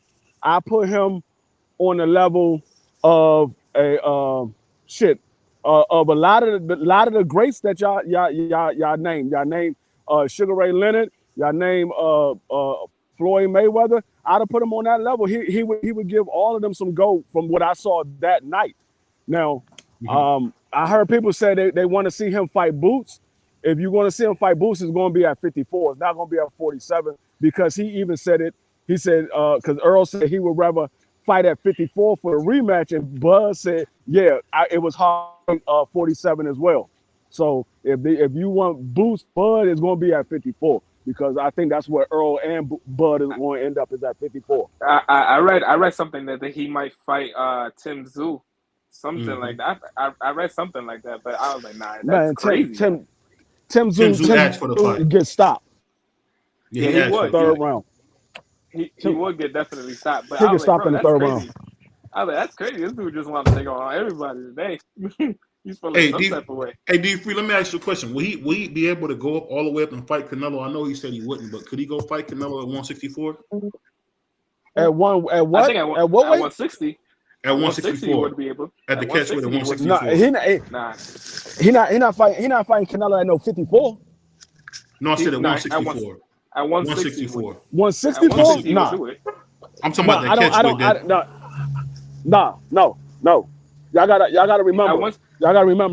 It took him 5 years to grow into 47. He said finally grew into 47 when he fought Sean Porter. It took him 5 years to grow to 47. So for him another what 13 or 17 pounds? Hell no. I think he would fight him at 160. Hell no. I think he would fight him at 160. Why not at 160? Now, don't get me wrong. I think he'll beat him, but I think I think it'll be some problems with that. And like he might eventually beat him because he's a better boxer. I think he's going to take some damage where it can and very well might be his last fight. Well, I think he would fight at 160. I think at 160 would be fine. Hey Kareem, around at 170. Hey Kareem, let me ask you this real quick. So you being from Dallas, man, what was the sentiment when ERROL lost like that? What was everybody saying around you, man, when you heard him when he lost? Kareem, you there? He might be eating some hot Cheetos, man. He might be gone. Kareem tripping. Hey, that boy Kareem eat them hot Cheetos, man. You gotta watch him. No, but see, the thing is, the thing is, what I think what it was is they never seen ERROL look as bad as he did. Like I think Knockout hit on it when he was here. He said Green looked better against Bud. I think that was the main. Wasn't the shock that Bud beat him because a lot of people thought it was a 50-50 fight. It could go either way. I think the main shocker was how bad ERROL looked in the ring. He didn't look like the ERROL that we normally see. Now, if he would have looked like the ERROL that we normally see and Bud just beat him, then I don't think people would be as surprised to the win. I think it was more surprising how EJ looked in the fight. That was more surprising of anything. Yeah, I said the same thing. I was like, damn. Like I said, he just made him look basic. That's what I think it just did. It was just like, all right, well, wow. I got a question. I got a question for you, Dirk. First Dirk and then D Free. Do you guys want to? You guys think Gary? I think it's Gary Anton Russell, the one at 140. Could he beat Richard Hitchison right now? What do you guys think? Yeah, he'd beat the shit out of that boy. No, he wouldn't. He'll box circles around that dude, man. Nah, he would. Give me Richard Hitchens.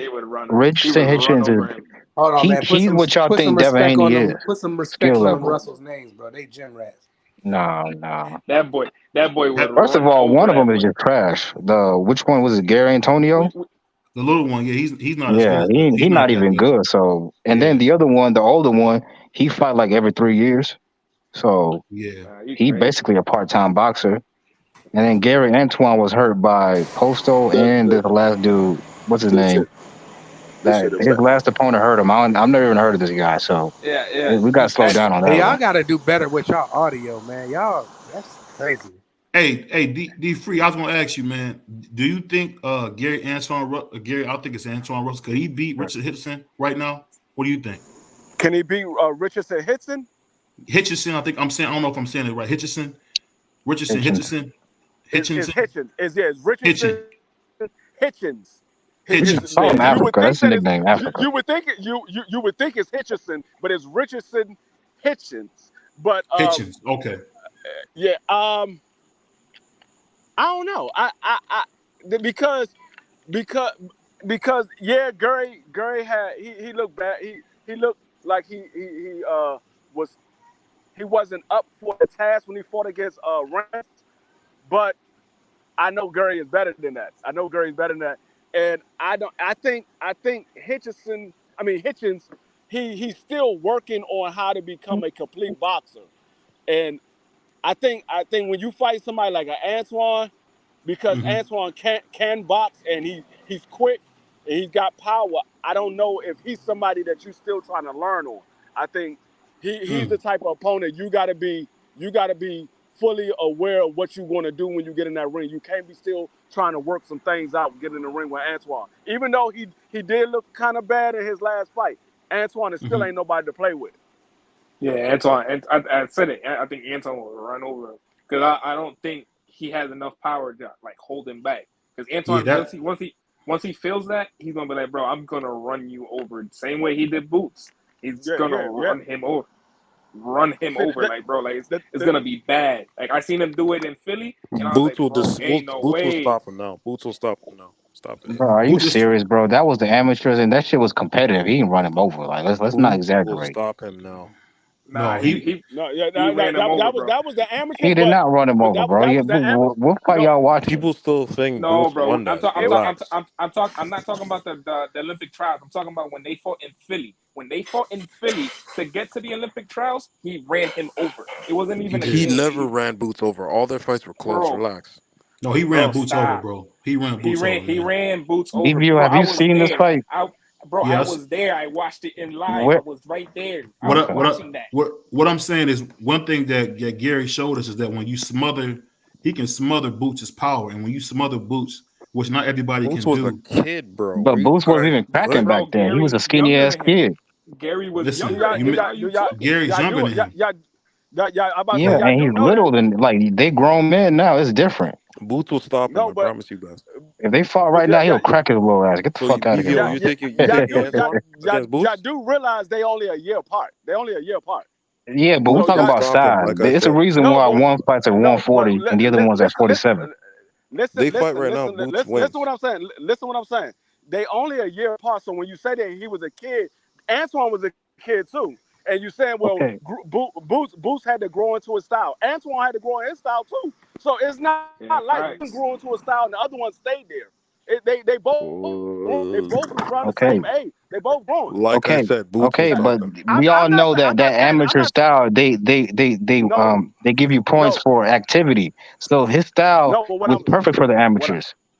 But what I'm saying is, I'm not saying that Antoine beat Boots right now. I'm not saying Boots beat Antoine right now. What I'm saying is they were even when they fought at the amateur. They fought 4 times. Boots won 1, and Antoine won 3. They fought 4 times, so they was even as talent-wise and experience-wise. They was even. So it's not like one. Okay, that's cool. Bud lost to a random Mexican dude in the amateurs, and we ain't never heard of that dude ever since. No, I understand that, but this is not somebody that you never heard of again. Antoine is still here. This not that dude. He not Gary. Look, it's a reason why Gary ain't fought in a long time. That his last performance was not good. No, he's fighting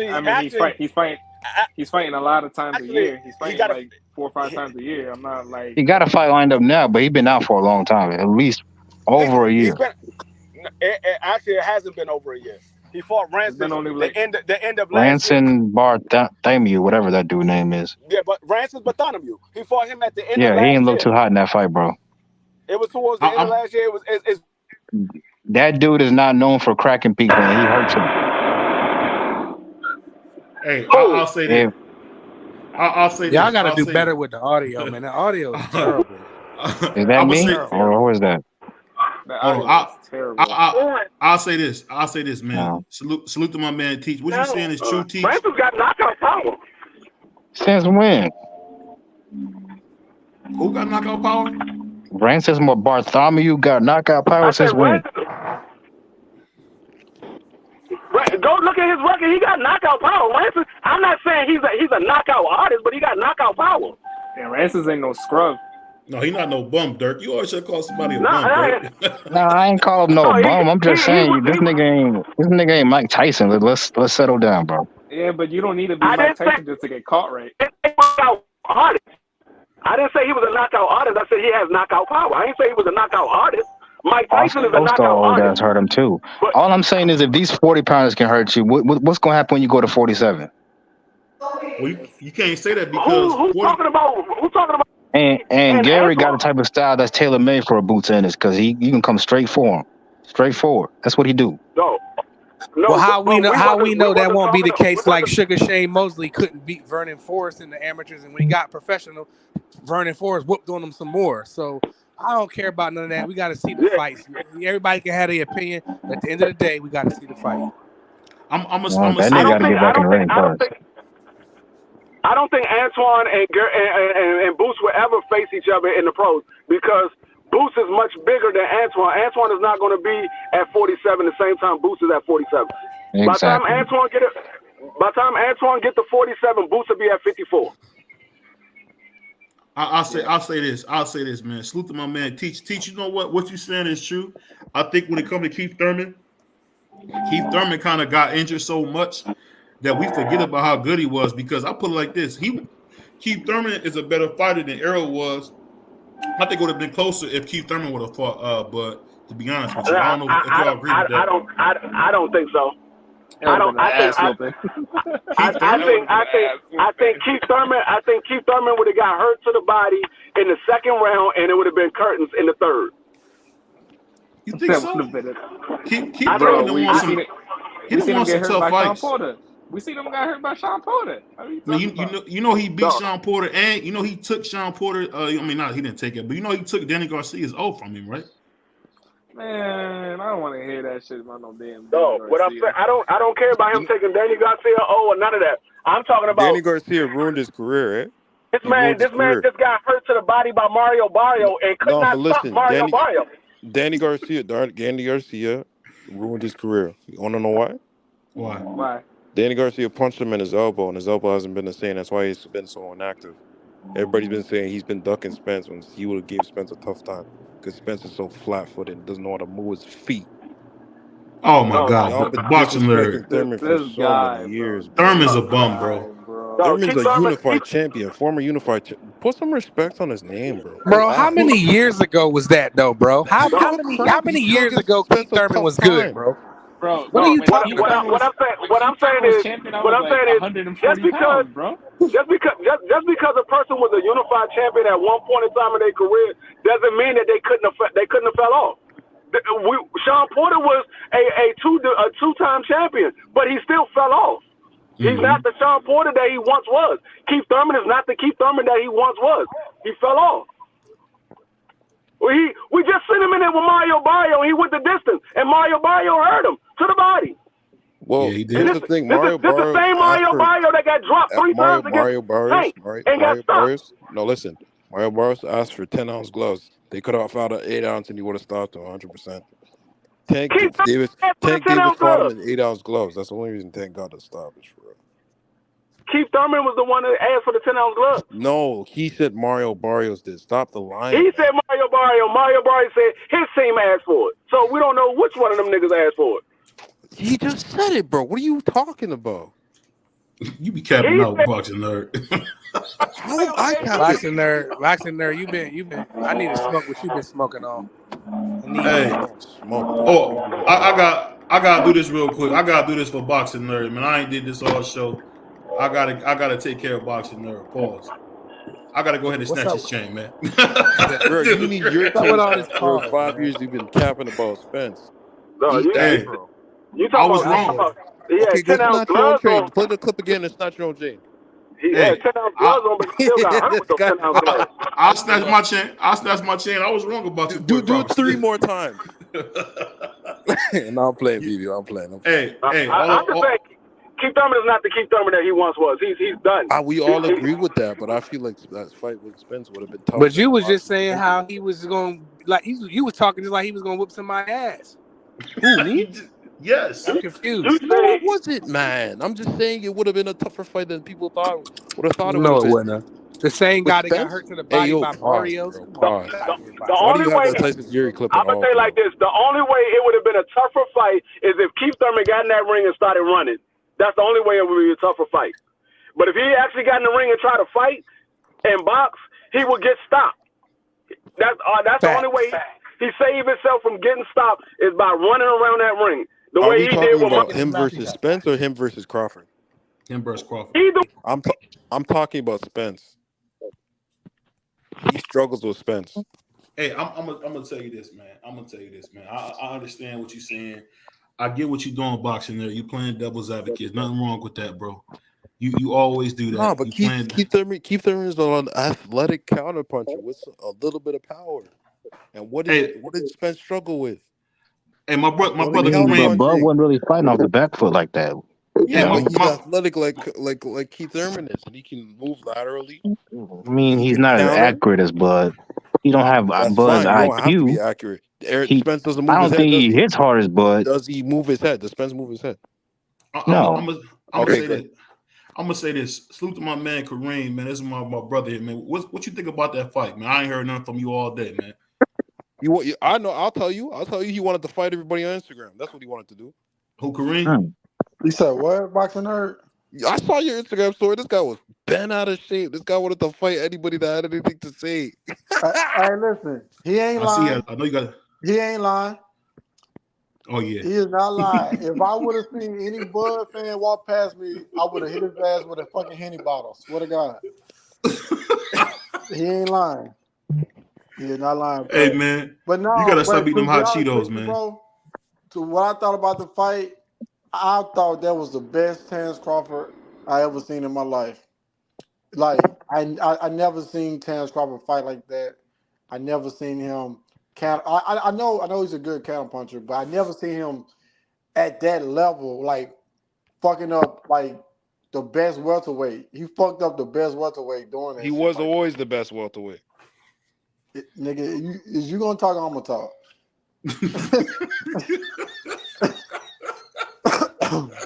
Go ahead, Reem. But no, so like I ain't gonna lie, like he was fucking him up. You know what I'm saying? Like, and like I knew the nigga lost the fight in the first round. Like I know that shit might sound fucked up, but that nigga hit Earl with a jab and he took like 3 steps back. And I'm like, nigga, what the fuck? I said, what the fuck going on? Like I'm not sure, bro.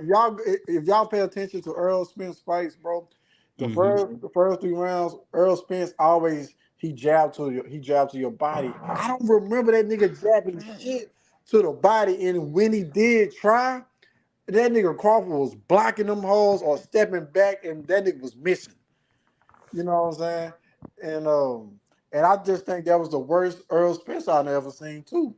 Like I think I'm not trying to make no excuse or nothing, but I really think something was wrong with that nigga, bro. He didn't do shit. He didn't do nothing to remind me of Earl Spence of the last, how many fights he had? 28, 29 fights. He did nothing to remind me of none of those fights, bro. That's why I feel like I don't want to say he was drugged, but that's how I feel inside my head because he didn't do shit. You know what I'm saying? I tell you what happened. He ran to Bud Crawford. That's what happened. No, Bud Crawford is great. I'm not taking nothing away from Terence Crawford, even though I don't like that crackhead, dope fiend, motherfucking Nebraska ass nigga. You feel me? But that nigga did his thing, bro. You feel me? So I ain't taking nothing away from him. The nigga can fight now. You want to put him on floor Mayweather level, nigga? Now you pushing it. You feel me? You pushing it. But I fought. Well, I ain't gonna say I fought with him. He's just a good fighter. That's what I'm gonna say. He's a good fighter. He's an all-time great. No. He's a great fighter. My bad. He's a great fighter. I just don't like that nigga. What is? Here's what I don't understand. What is there not to like about him? Why? Man, bro, he beat my favorite fighter, nigga. That's all you need to do. What the fuck is you talking about? Like, is that literally the only reason? Bro, I swear to God, I've been thinking about this shit every 10 minutes, bro, since Saturday night, bro. And like, to be honest with you, I can't even rest well, bro. Like, my mind just ain't like. Listen, if Earl Spence would have lost, I would have been cool.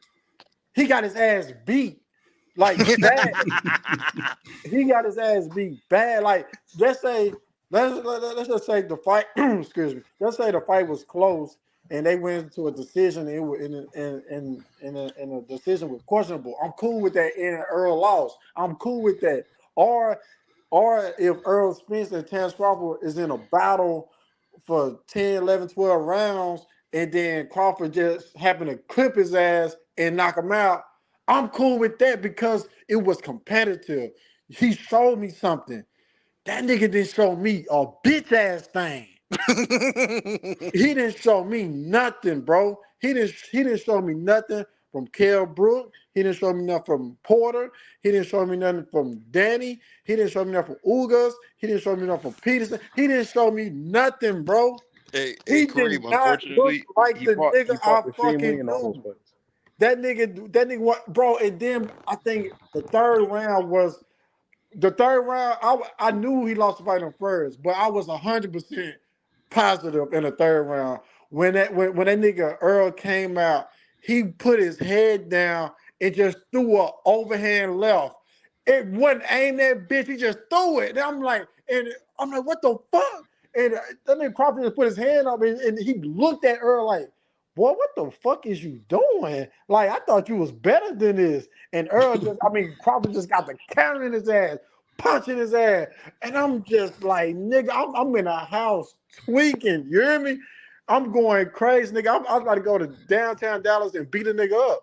Any nigga I see with a fucking Aquafina shirt on, whatever that shit is, I was gonna whoop their ass, bro. I swear to God. Hey,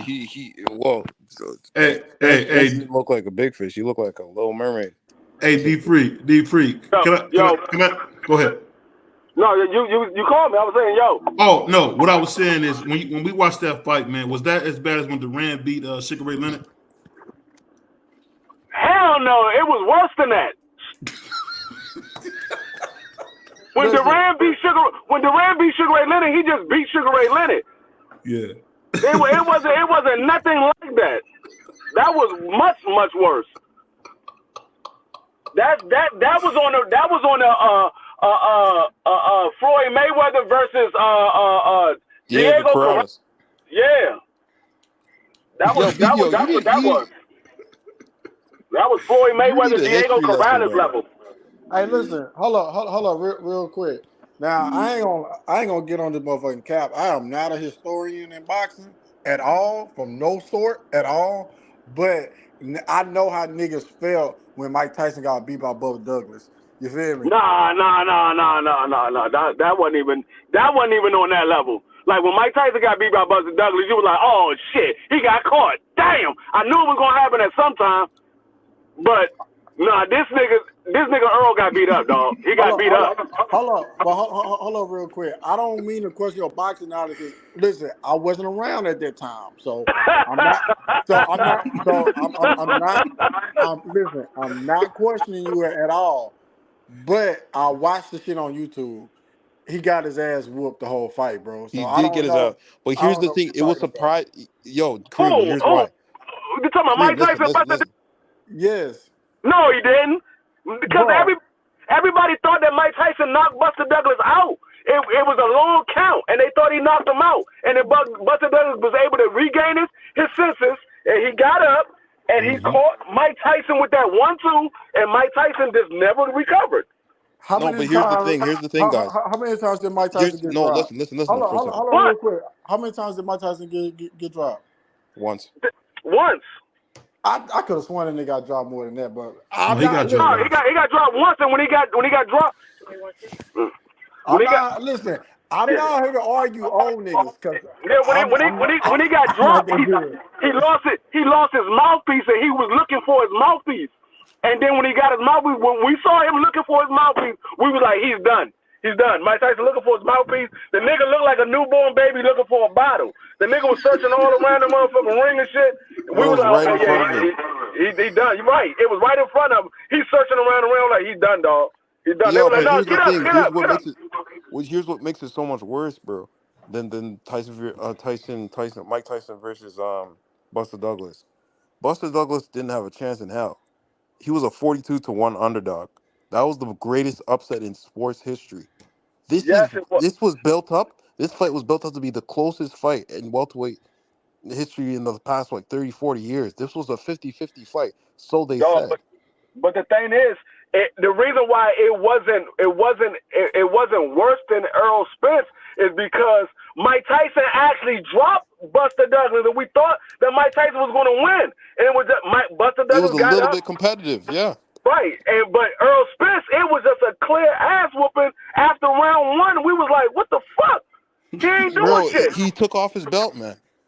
Yeah, we was like, what the fuck are you doing? He ain't doing shit. We're like, Earl, use the jab. Earl, what the fuck is you doing? Hey, what is your name? What was even more surprising was Bud Crawford didn't fight at the Orthodox stand not one time in that fight. He was in Southpaw the entire fight. Did I tell you that, Boxing Nerd? I told you that nigga was not gonna fight in Orthodox at all. Kareem, I don't remember what you told me because All you right, was you gotta shut capping. up there. Go ahead, bro. You did say that. I remember. you I capping remember he for did a say that. long time. He did say that. He said he's not going to fight an Orthodox. I don't know if it was him, but I heard somebody. I think it was like the 2 days before the fight happened. They were like, "No, this was this. I told him this shit months ago. I said, okay, yeah, no. I know somebody came on here and was like, he's not going to fight an Orthodox fan. And he was like, nah, he's going to start off in the Orthodox, then he's going to switch to southpaw. He was like, no, if he's going Orthodox, he fuck around and get stopped. That's what somebody, I don't know who it was, but somebody said that. Shit on another nigga. I told him this shit on another nigga platform. No, this the funny thing about it. Salute to my man AB by TYT, brother. He said, I knew you might lose when I saw that corner using a rubber glove filled with water for an ice pack. I mean, you know what it was. I'll say that fight, man. And this how I know it was not a real fight, D3, because we all as ERROL fans are all saying Buzz the man. He's that guy. Nobody can deny him anymore. Salute to my man, Trap Media USA. I just say this, man. You the way he went in there and just dominated him, man. That was second to none, man. I can't think of a fight better than that. See, and I'm gonna tell you like this. This fight here was on the level, like I know a lot of y'all probably never seen it. This was more on the level of a Roy Jones, James Toney. These were the two top guys in the division, and Roy Jones just outclassed the hell out of James Toney. And James Toney was a person that can box. He can move. He had foot movement. He had head movement. Nobody could touch James Toney. James Toney was unhittable. Roy Jones went out there and just boxed James Toney's head off. And that's pretty much how this fight was. It was like Roy Jones versus James Toney. And the funny thing is, that's a good comparison because Roy Jones moved up to 168 to challenge James Toney.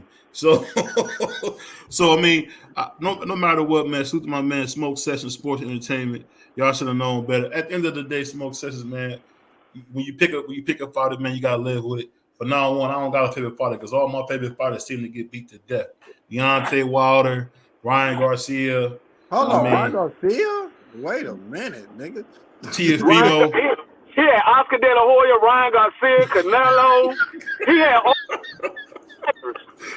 any Mexican fighter you name, he had him as his favorite. Bro, hold on.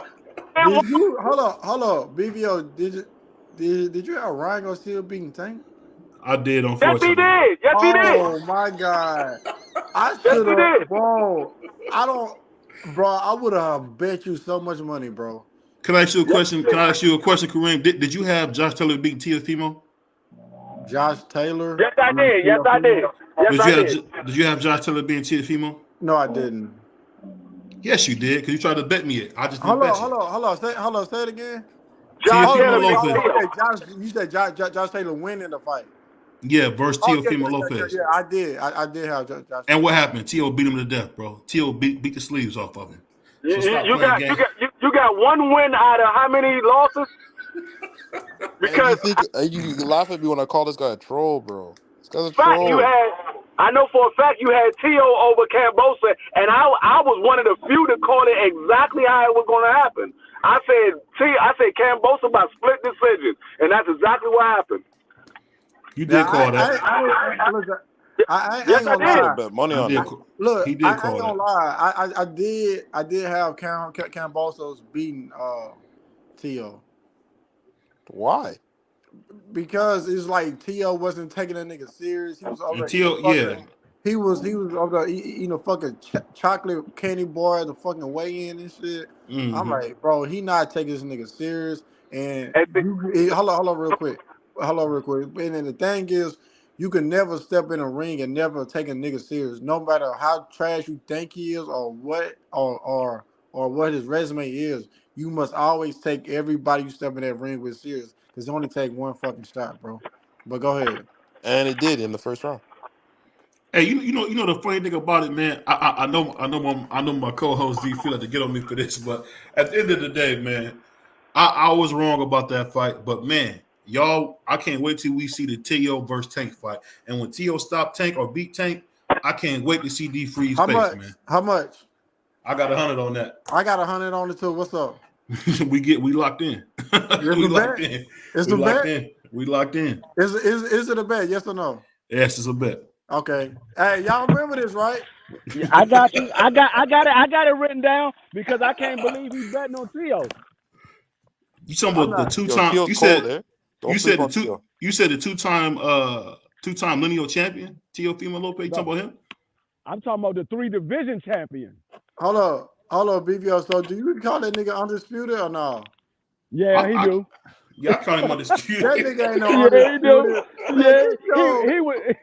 He was never undisputed. Get your corny dog eating ass back, man. No, matter of fact, BBO count him as 2-time undisputed. 2-time. Did Josh Taylor lose? Did Josh Taylor lose? Yes or no? Did Josh Taylor lose in the ring? Did Josh Taylor have a bet? I'm asking you a question, man. I'm asking you a question. Did Josh Taylor have a belts? Yes or no? He had one fucking belt. He had 2 belts. He had 2 belts. He had 1 belt. No, he had 2 belts, D-Free. I could have sworn that nigga dropped 3 of them. He had 2 belts. He had the He's talking about the linear belt. He had the lineal belt and he had WBO belt. Actually, no, it wasn't. Actually, he didn't have a linear belt because there is no linear belt. He has a Ring Magazine belt, not a linear belt. There is no linear belt. The Ring Magazine, the lineal belt. But we know how my brother D-Free feel about the Ring. I ain't gonna lie. There is no linear belt. I ain't gonna lie. Boxing got too many fucking belts. For me to be a boxing fan and still get confused, that's fucked up. Did y'all see the undisputed Intercontinental title holder Saturday night? Isaac Pitbull Cruz. Yeah, that nigga the undisputed Intercontinental title holder. I'm like, dog, how the fuck this nigga got 2 belts and he ain't a champion? Not one. He the silver WBC and the Latino champion and the WBO Latino champion. That nigga's got a Latino champion. Yeah, and I'm surprised. What I will say is I'm surprised that is not BBO's favorite fighter because he is Mexican. I thought he would be one of his favorite fighters. Yeah, what do you have with Mexicans, bro? What's going on? I don't have none with Mexicans, man. I don't know where y'all get this from. He likes the style of fighting. He like that style of fighting. Listen, I don't want to name drop on your channel, but I know somebody you will go into big beef with because that nigga can't stand Mexicans. That's the only time they make videos now. Oh, I know you talking about. But he hate his own kind, man. So salute to him, man. Hey, I swear that nigga don't talk about shit until a Mexican say something or a Mexican lose or a Mexican do anything. That nigga making a video quick and a bitch. I'm gonna be honest with y'all. I like Marvin Hagler, who was a black Mexican. I like that style. I don't necessarily care about who it is. I like that come forward style, the bringing the fight to you style. I'm not a big fan of the slick boxing. So what you think about Virgil Ortiz and Boots? I think Virgil Styles Boots. No, don't do that. Don't do that. Don't do that. Don't do that. Yeah, you smoking that shit, man. Hey, y'all capping out, man. Because at the end of the day, Virgil is too big for him, man. He's too big for him. Get dropped by green beans. Who? Yes. And Mean Machine. Mean Machine hits harder than Spence, by the way. Didn't he knock down Terrence Crawford too? Right? Yeah. So that's not like Green Bean ain't no fighter. Unofficial. Kareem, he hits harder than Spence, so you can cry me a river. Bro, I'm just saying that nigga listen, and I'll rock with Virgil. That nigga from my city, and I'm gonna rock with him. You feel me? But the nigga was laying on his chest. You feel me? And the nigga had to get up like he was doing a fucking push up. You feel me? Trap Media is speaking some facts. He said Boots' power is overrated. He's a dirty fighter. That's a fact right there. Damn, he hit you all in the nuts. He threw a lot of elbows. All that. I mean, what are you even talking about? You talking about Spence? Yeah, we agree. No, Boots. He does throw a lot of nut shots. No, you talking about Boots. Like, Boots throw no nut listen. Hold on. Hey, boxing nerd. Now, that's something that nigga Earl should have did. After nigga beating my ass like that, I'm hitting him with a low blow. That's what I said. I said that shit right after the fight. I was like, dog, he could have hit the nigga in the nuts at least once. Bro, listen. I'm already losing every fucking round. If I hit him in a low blow, so what? Like, so you wanted to get a DQ or something? I'm already losing. Nigga, that's give me time to regroup myself and talk to my trainer and see what the fuck is going on with me, nigga. That's one of the reasons. I'm talking about. I would have loaded up on that bitch too. I would have made it obvious. I would never try to sneak it or nothing. That's one of the reasons. That's one of the reasons why I stopped boxing and never went professional with my boxing career, because I be damn if I'm just gonna let a nigga just beat my ass. I'm swear to God, I'm gonna take that shit to the streets. I'm like, man, fuck this shit. You're not gonna I got my family out here watching, my kids and everything. You just gonna beat my ass like that? Fuck no, dog. I don't give a fuck. I done already made millions. I don't care. You're not doing this shit in front of my family like that. And one thing that Boots does do, boxing nerd and Juan, y'all gotta admit, he does do a lot of rabbit punching, hitting behind the head. Nah, that's because the opponent's ducking into the shot. It's legal. No, that's cap. He said what Earl, it is. If you know boxing, that's legal. If you duck into the shot, it's legal, bro. It's not his fault. They're ducking, and he. What are you talking about? What you talking about? He talking about Earl's. He talking about Boots. You know, Boots like to do a lot of that rabbit punching, hitting you behind the head. Boots don't do rabbit punch. He don't do rabbit punches. He don't do rabbit punches. He hits them right behind the ear. It's not a rabbit punch. It's a shot right behind the ear. I'll be capping, man. What's wrong? Why you hitting him behind the ear? Because they duck into the shot. That's a pressure point. That's a pressure point. When you hit him behind the ear, you knock guys out like that. That's a pressure point. Right behind the ear is a pressure point. So knock off the equilibrium. Come on, man. Hey, boxing nerd. Hey, boxing nerd. What? So check it out. I fought with that nigga Boots, right? But listen, I'm gonna keep it all the way 1,000. He played way too much in that ring. He played way too much. When that nigga throw punches and he'll keep his arm out for 2 or 3 seconds at a time, then he'll swipe his head to the left and not look for 2 or 3 seconds at a time and come back and deal. If he do that shit against fucking Terence Crawford or Earl Spence, he get knocked the fuck out. No, but he does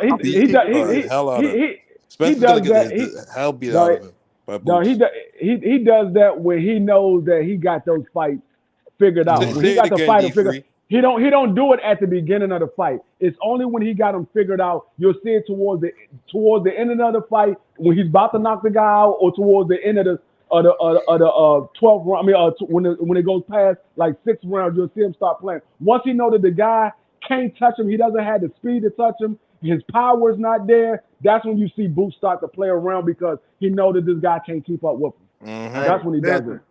I don't know what your name is because I can't see it, bro. But I'm gonna let you know this ain't no fucking game. You feel me? So you wanna come here playing and shit. You can't play with no elite nigga. That shit don't work. Listen, I don't give a fuck if you beating the shit out of an elite nigga. If you pause for 3 seconds, nigga, and you leave yourself wide open, these ain't no fucking Delormes and shit, bro. These niggas gonna fuck you up, nigga. That's the thing. Gonna fuck you up, nigga. Charlo gonna fuck you up, nigga. Yeah, nigga. But you talking about he doing that with guys that's not elite. So we don't know if he's gonna. I don't think he's gonna do it when he's in there with an elite guy. You talking about guys that he's doing it with that are elite. I mean that's are elite. The guys that's elite, he's not doing. I don't think he's gonna do that, because it's just like when you playing basketball, you know somebody that got skills, you know somebody that don't got skills. When you playing against somebody that don't got skills, you're gonna be trying new shit that you never did. But when you playing with a nigga got skills, nigga, you on your A game. You shooting nothing but straight shots, wide open jumpers. You ain't shooting no half court, none of that. You taking wide open. You playing your A game, but you know when a nigga ain't on your level, you like, man, I'm gonna try this motherfucker reverse layup, see if I can do it like Mike. You doing stupid shit because you know the nigga fuck with you. You give me Philly vibes. He from the DMV, man. That's what it is. He's from the DMV. But hey, D Free, I think what he's saying is, you remember how James Toney was in there playing where Roy and got knocked out? That's what he's talking about. Like maybe he might try to play with the wrong person and get beat up. That's what he. Yeah. I mean, if he do it, he get caught. Then he's like, nigga, you shouldn't have been doing it. But I don't think he's gonna do it with the elite guys. I think he'll do it. I agree. To be honest with you, I can see Boots losing to a nigga. What's going on, AB? I can see Boots losing to a nigga that we don't expect him to lose to. just because he played too fucking much. You know what I'm saying? He's just like fucking. What was that nigga Tony Harris? You know, he one of them. He one of them Tony Harrison type niggas. You know what I'm saying? He be the quality. Hell no. Hell no. Yeah, Hell no. Hell no. This guy's so disrespectful. Bro, no, I'm gonna tell you like this. Hold up. This how you know that. This how you know. Hold up. Let me say this real quick. This is how you know that Boost is going to do that when he plays. Hold up, bro. Your audio You didn't fucked see up. him when he fought Kern. Hold on, your audio fucked up. Turn your camera off. When he fought Kern, he didn't. Hold on, we can't hear you, D-Free. Something going on with your audio. What?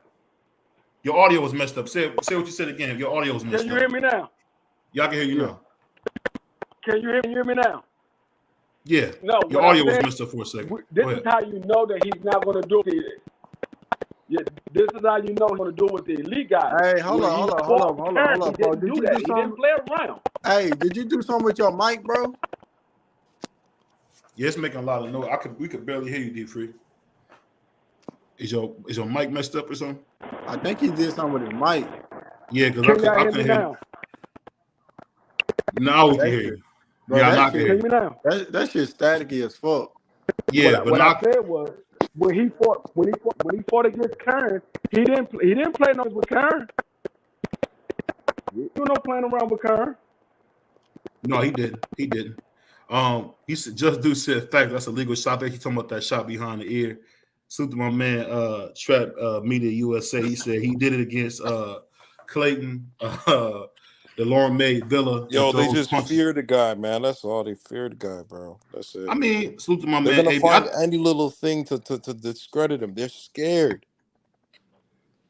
I mean, at the this end of the day, man, Boots is dangerous, man. Boots is a middle. I'm not taking. So what is Errol Spence then? You talking about Boots as a middleweight? Listen, I'm not taking nothing away from Boots. I'm saying him doing all that playful ass shit.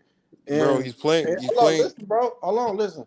He doing all this playful ass shit in a sport where it's not a fucking game. You know what I'm saying? So it just give me Tony Harrison vibes. You feel me? You gonna get in that bitch doing too much, gonna get fucking caught.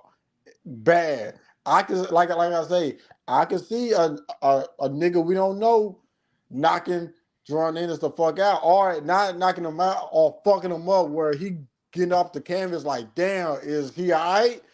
You feel me? Because he played too much, bro. It's not a fucking game. Hey, D-Free, I think it's some validity to that statement because he beat in there clowning, D-Free. I mean, he was clowning versus Villa, man. That was, I don't know what he be doing, man. Like when he's doing that drunken boxer stuff, man. He was in there clowning, bro. Like I don't know if that's safe at this level. What you think? No, I mean I'm not saying that he don't. What by that that time he had I don't Villa's think that he timing. would do it with the. So yeah, he might be caught with somebody that's not elite. He's not going to get caught by somebody that is elite because I don't think he's going to play those games with the elite guys because he knows that those guys are coming to fight. Oh, so you think he's just doing it to play around? I see what you say. You say he won't do that on a big fight. Okay. Yeah. He said, to be honest with you, hold on, bro. When you do something, when you do something on a regular basis, it comes second nature to you, right? So it's gonna be second nature when he catch somebody with a elite fight with a good shot. He gonna start feeling himself. He gonna start smelling his nuts. You feel me? That's what the fuck gonna happen. The nigga gonna start smelling himself, and then next thing you know, the ref gonna be like 10, and he gonna be like, "What the fuck happened?" That's what the fuck gonna happen, bro. Hey, I'm gonna tell you this, guys, man. This has been a great chat, man. I gotta say salute to my co-host D Free, man, because he bring a different insight to it. Because I can honestly say this: people try to get on me for liking the Mexican style fighters or whatever, but at the end of the day, I'm gonna be honest with you, man. Errol Spence is a great champion. He'll probably go to the Hall of Fame, but we just found out that Bud Crawford. But we just who said that? Kareem Boxing News. Oh, okay. Anyway, hey, he's a Hall of Famer.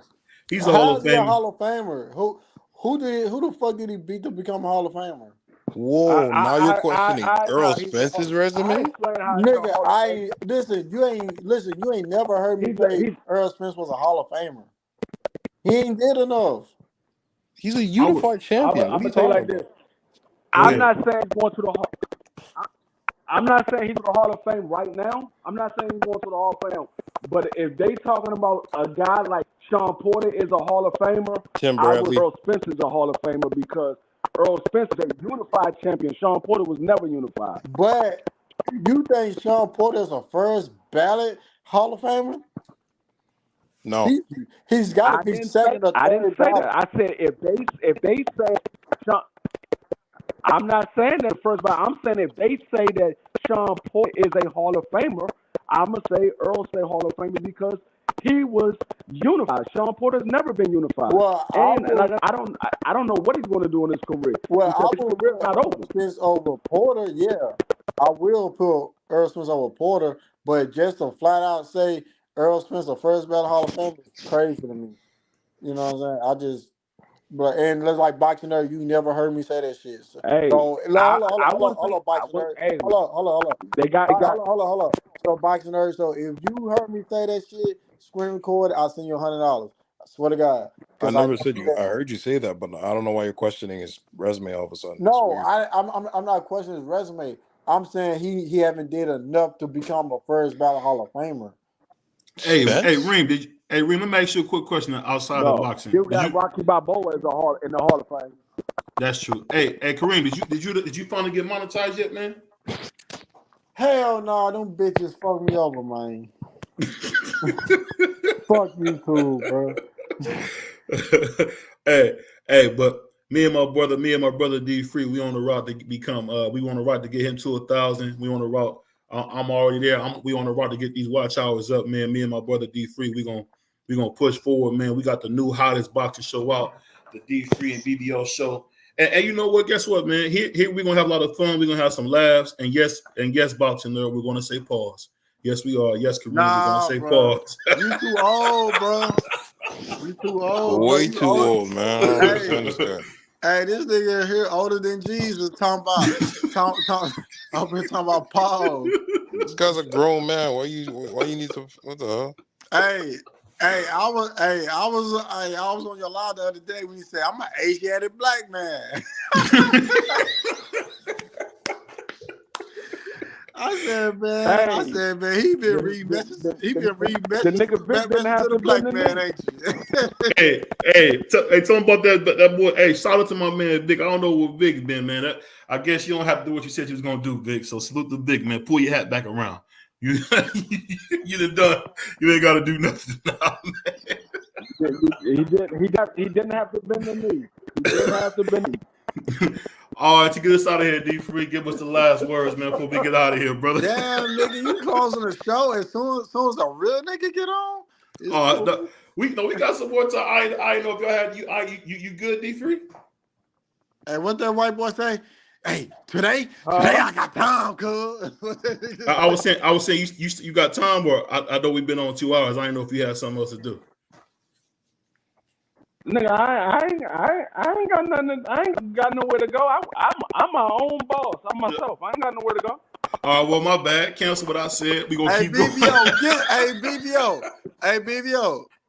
Get that watch time up, young nigga. Hey, it's you know what's funny, man. The thing about I ain't got nowhere to go. Hey, the funny thing about YouTube, man, it's like a freaking game, man. Like 1 minute you doing good, then they hit you with something stupid. Like I got a strike one time for putting up a video about I think it was Bill Gates or something crazy. When the guy got arrested. I remember that. Yeah. Hey, but I'm gonna say this though. Who y'all got in the AJ versus Wilder fight? That's the big question. Come on, let's be respectful. Wilder all day. Every day of the week and twice on a Sunday. I don't think Anthony, even though I fought with Derrick James, he from my city, all that. I still ain't nothing you can do to Anthony Joshua to get past fucking Wilder, bro. Like, I don't see that nigga making past 5 or 6 rounds. I'm really saying like 5, but more like 1 maybe. Like I said, more like 1 maybe. No, for real. Like I don't see that nigga Anthony Joshua. He ain't got no dog in him. He got a lot of quit in him. You seen Anthony Joshua quit on 2 separate occasions in the middle of a fight. He literally quit. Y'all seen it with your own eyes. So you telling me the hardest hitting nigga, one of the hardest hitting niggas of all time, going across your noggin, and you just gonna get back up? I remember when that nigga Andy Louise had dropped his ass. That nigga, AJ grabbed the ropes and looked at his corner like, nigga, throwing the towel. Am I lying? You ain't lying, man. Tell me I'm lying. Who you got winning? Who you got winning, Juan? Who you got winning? I think my man Juan fell asleep. Hey, D3, who you got winning that fight, man? You said what? Who you got winning that AJ versus Wilder fight? Man, I got Wilder. I got Wilder by probably by the fifth or sixth round knockout. See, the thing is, I don't think Anthony Joshua got any. His is depleted. Like he doesn't trust his chin, and he's too robotic. Hey, bro, whatever you do, he doesn't trust his chin, and he's too robotic. Hey, what's your name? I don't know your name, but hey, whatever you doing with your audio earlier, do that again. You can't understand what you're saying. About my Wi-Fi. Yo, yeah. Your shit sound like you popping popcorn.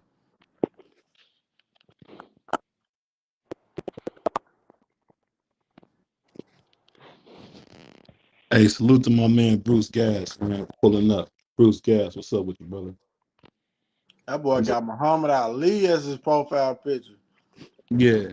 What, you in the nation or Greatest something? of all time. No, I just like the way I look. That's all. Oh, good. I heard like I said, I heard you talking about Asiatic black man. I'm like, okay, nation. Hey, Korea, you a goofball.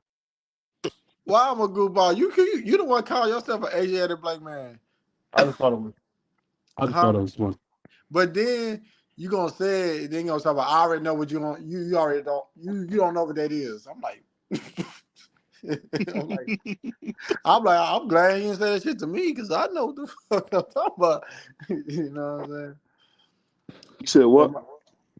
But yeah, I ain't gonna lie, it's real hard for me to go back and watch Muhammad Ali fights. Like, if I want to go to sleep, I'll put one of them fights on.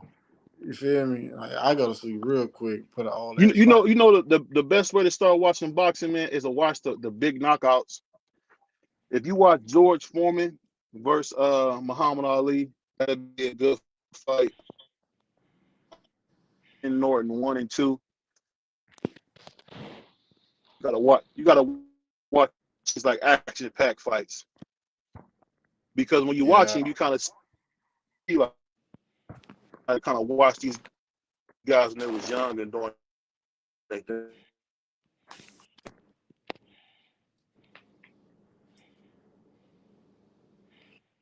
Nah, but yeah, I can't like if the fight not in HD, bro, it's hard for me to watch. He said the fight not in HD is hard for me to watch. Yeah. Hey, so let me ask you a question. So I be buying like the pay-per-views on Showtime and shit. So like once you buy it, you can't go back and rewatch it at all? No, you can watch it for free on YouTube the next day. Nah, I'm talking about with HD. I don't like that low quality shit. It make my eyes hurt. This guy, man, Curry. Hey, because to be honest with you, bro, I feel like I spent $85 on a fight, bro. I should be able to watch it whenever I want to. Yeah, I feel like I should watch that motherfucker for life. Nigga, Yeah. I paid $85 for it. Like, don't tell me I get to watch it live and never watch it again. It belongs to me now. Yeah, that's what I'm saying. Well, let me ask y'all this. What did y'all think about that performance by Esau Cruz? How y'all think he looked in that fight? He looked like Dookie water. To be honest with you, I wasn't paying no attention. He had 0 jabs. He had no jabs whatsoever. I've never seen such horrible display of abilities. They dared to call him the Mexican Mike Tyson. Mike Tyson had a lovely jab that set up everything. Like, how dare you? Hey, That's a boxing fact. nerd. Yo, what's good? I seen you a couple of weeks getting into it with another YouTuber and shit. I like, damn. I said, boy, yo ass to touch your camera on and everything, boy. Yo ass want to smoke with a nigga, man. I was like, that boy finna come to Canada, all the way to Atlanta, to fucking nigga up. You hear me? Type his name in the private chat. What's his name? You know, y'all was D3. about to have a whole push-up contest. Oh, I know who you're talking about. Yeah, we're cool now. The nigga from Atlanta. Yeah, we cool now. Oh yeah, okay. Y'all buddy now. Y'all holding hands and shit. No, I'm not that low, but like you was talking crazy to me for a little bit. I was just like, as a man, I will never. No. Oh, watch about when you talk to me like a certain way. Like, yeah, man. I said, boxing ain't got smoke with a nigga, man. Yeah, I was just like, yo, as a man, there's only a certain amount of disrespect. I don't take that much at all, for real. Like, so why none of y'all didn't go to the fight though? I wanted to, bro. Cream, you don't understand how bad I wanted to, bro. Why didn't you go? Because it was too expensive for me. You were telling me how you and your boys were gonna do this, that, and the third, and get together. No. My partner, he know a lot of people that like boxing. I only got one diehard boxing fan. I mean partner. You know what I'm saying? Rest of my partner like casual fans. You know what I'm saying? So it's like he know a lot of people that's in boxing and shit. And they was talking about they're gonna get a suite or whatever. And it was like, I think they said gonna be like 20,000. I'm like, cool. I'm I'm cool with that because we're gonna be like at least like 15 to 20 of us. We all gonna pay like $1,000 a piece. I was cool with that, but them niggas never did get the suite. You know what I'm saying? So I was just like, fuck it. Oh, I see. But I wasn't for to pay $2,500 for some nosebleeds. That shit was over with. I'm not paying $2,500 and I can't see the fight, bro. I'm not gonna pay $2,500 just to watch a big ass screen. You know what I'm saying? I got a big ass TV at home. You feel me? Yo. Hey, D3, I was gonna ask you, man, what's the next fight you think you're gonna go to, man? What's the next fight you plan on going to?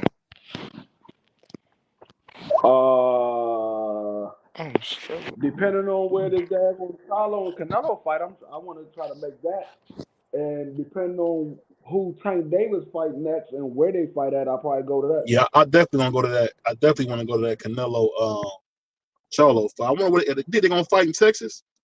They fighting in Vegas. Oh yeah. It might be in Texas. No, it's in Vegas. That would sell out at Dallas Cowboys Stadium, I think. Oh, if that bitch was in Dallas, nigga, I would already be planning to go. Hey, I was at the Ugas fight. That's what I'm saying. If it's in Dallas, I was at the Ugas fight too. Where you? Oh, you say you from DC though, right? Yeah, I was down there with all my TWT family. I was down there with Southern T, G5, Queequeg, Ashley Corner. It was BFTB. We met up with BFTB, but he had to leave and go to New Jersey, so he didn't go to the fight. But we met up with we all chilled out the day before. Yeah, I was there. Not that goofball. I was there too, bro. I was there. I was at the weigh-ins and everything. Yeah, I was out there. I stayed out there for the whole weekend. Pulling up to my city and not checking in. Oh, here we go. I mean, not this again. Oh my God. Well, that's the first time I've been to. That's the first time I've been to Dallas. I've been down to Texas. I was in the military. I was in Fort Hood. I've been in Texas. I've been in. Yeah, man. You gotta check in with me before you touch down in my city, man. Shut the hell up, Kareem, man. I used to go to Austin, go to 6th Street in Austin all the time. I used to go to San Antonio all the time and Houston. But that was the first time that I was in Dallas. Nobody needs to check it with corny ass Kareem. Damn, why you gotta talk to a real nigga like that,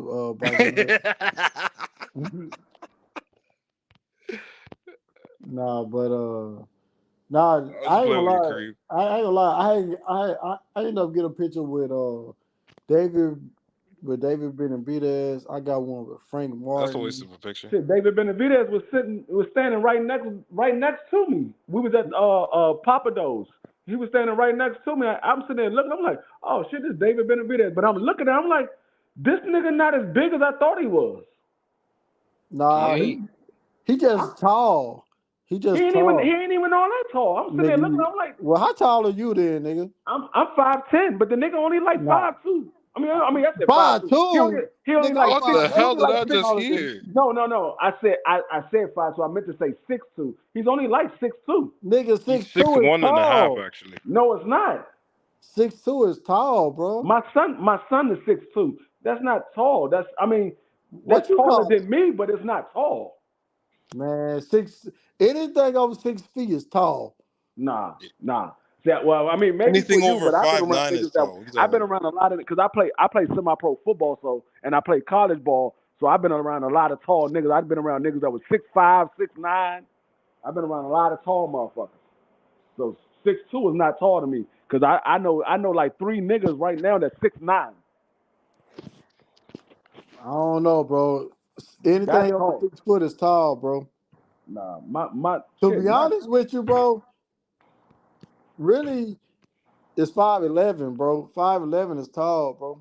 Yeah, say it again, Brody. No, listen, hold on. The average man height in America is 5'9". The average. So that nigga's above average. Anything over 5'9" is above average, bro. Well, so you telling me I'm above average because I don't think I'm above average. I'm 5'10". Well, you're above average. You slightly. Nah. Slightly. I mean, if that's what you say, not me.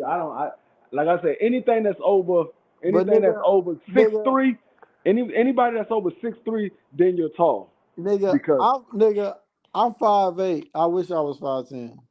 No, yeah, I'm 5'10", but like I said, I stood next to him. I'm sitting there looking at him like, damn, this nigga not as big as I thought he was. I thought that nigga was like a giant. But that nigga Frank Martin a little ass nigga. Yeah. You know what I'm saying? I got a picture with Frank Martin. That nigga like 5'5", 5'6" on me. Yeah. You know what I'm saying? That's like Tank Davis. You see Tank Davis in person, you be like, God damn. I got a picture with I got a picture with Sean Porter too. I literally looked down at Sean Porter and was talking to him, bro. Literally looking down at him. Like me and Sean Porter, we had a whole conversation for real. No, I'm gonna tell you somebody that's little. Somebody that's little. My cousin Gary Russell, Mr. Gary Russell. That nigga little as shit, dog. That's your cousin, bro. That's my cousin. All right. Well, okay, hold on. Slow it down, nigga. That's why I said it. That's your question. I got questions. That's why I said if I would have questions. That's why I said if I would have any favorite fighter, it would be one of the Russells. Okay. I don't have a favorite fighter. I got questions then. What's up? Why did your cousin, no disrespect, dog. So anything I say, please don't take it in disrespect. But why did your cousin, what was that nigga name he fought? I can't even remember the little essay name. Masayo?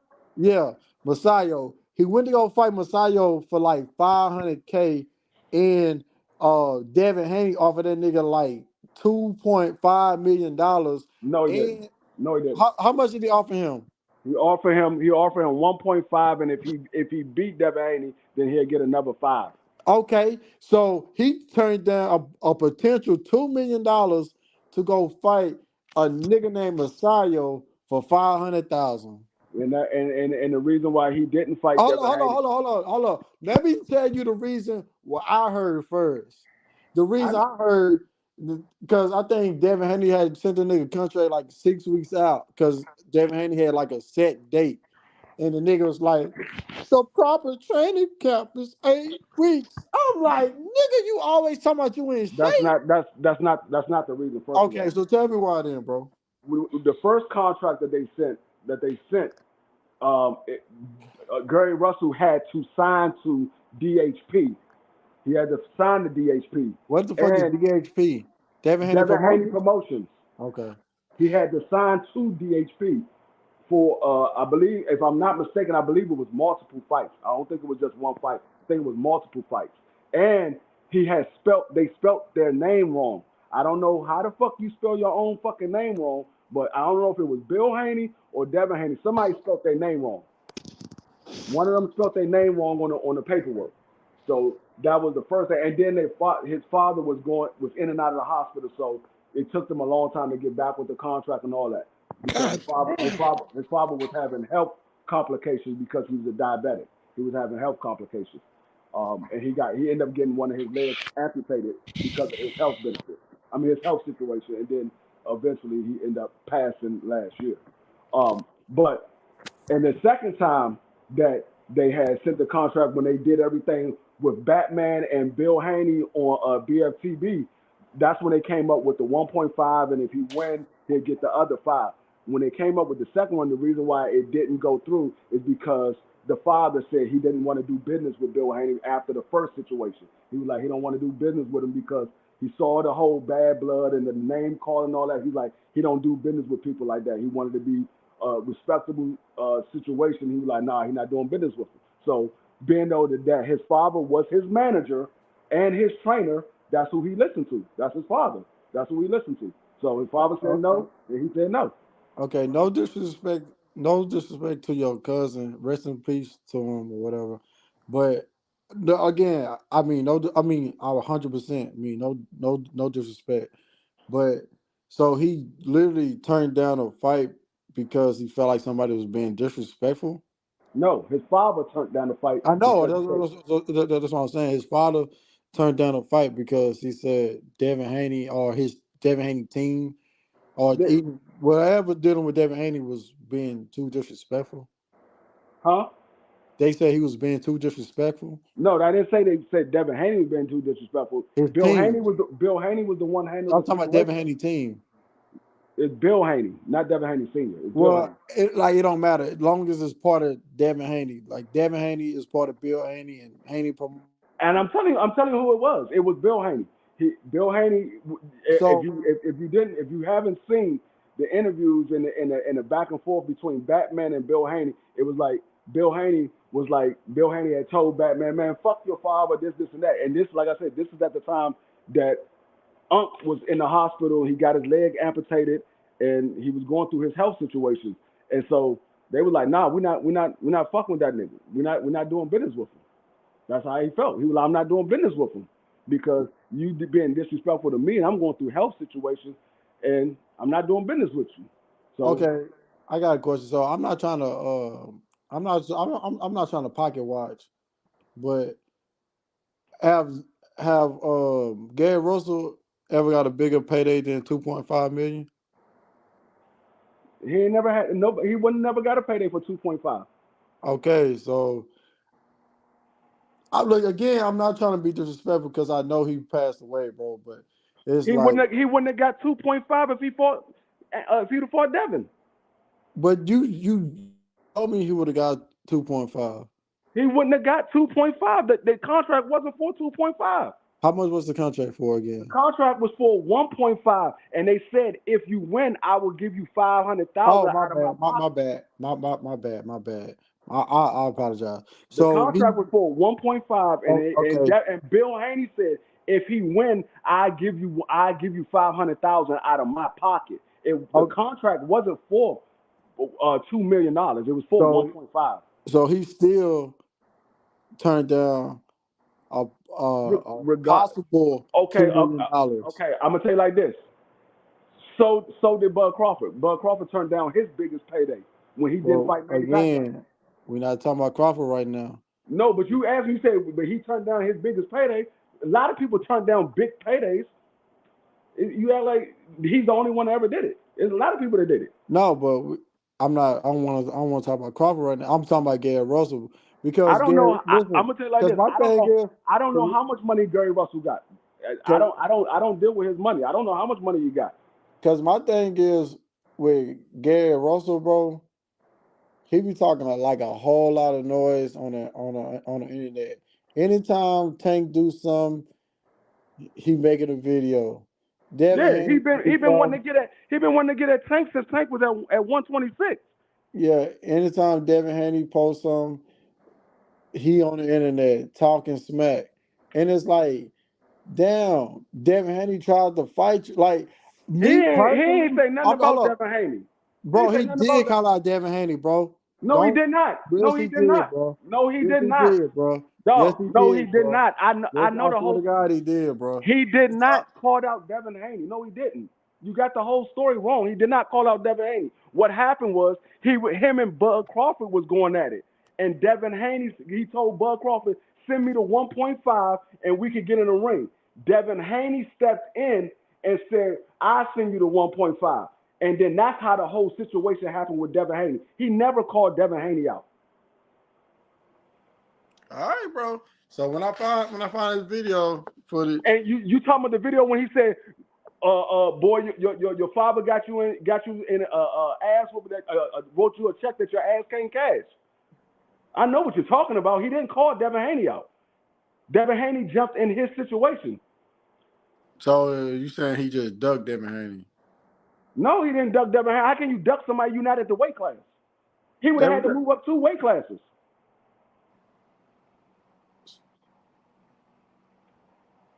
Hold on. So what weight class do Gary Russell fight at right now? 126. Damn, that nigga still at. I thought he was at 130. He's been at 126 his whole career. He's never been at no other. So why the fuck he calling out Tank? He didn't. He's been calling out Tank since he was at 126. Why the fuck he ain't moved up? For what? He's not getting no fights. I'm just saying, ain't nobody at 126. If you trying to fight, ain't nobody at 126. Nobody. If you trying to fight, he's not gonna get nobody at 130 neither. Ain't. But 130 is better than 126 right now. No, it's not. Like hell, it ain't. No, it's not. Who's at 130? What's that nigga that Shakur just beat up? Who's at 130? Who's at 130? Valdez up there. Pig is better than Oscar Valdez, bro. No, I mean, if you want to sit there and say he called out Shakur too when Shakur was at 126. Shakur ain't take that fight. He called him out at 126. So like I said, he still ain't going to. Like, is that nigga? The guy that was at 126, they went to 130. They wasn't fighting him at 126. They're not going to fight him at 130. What weight class did Gary Russell start at?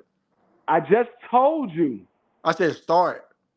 126. He's been there his whole career. I just told you. Oh, so he's been at one weight class his whole career. Ain't that the same weight class that Ray Vargas and what's that nigga Ray Vargas just lost to? Masayo. No, Ray Vargas just lost to. Ray Vargas. And you talking about Colbert? No, Shockey.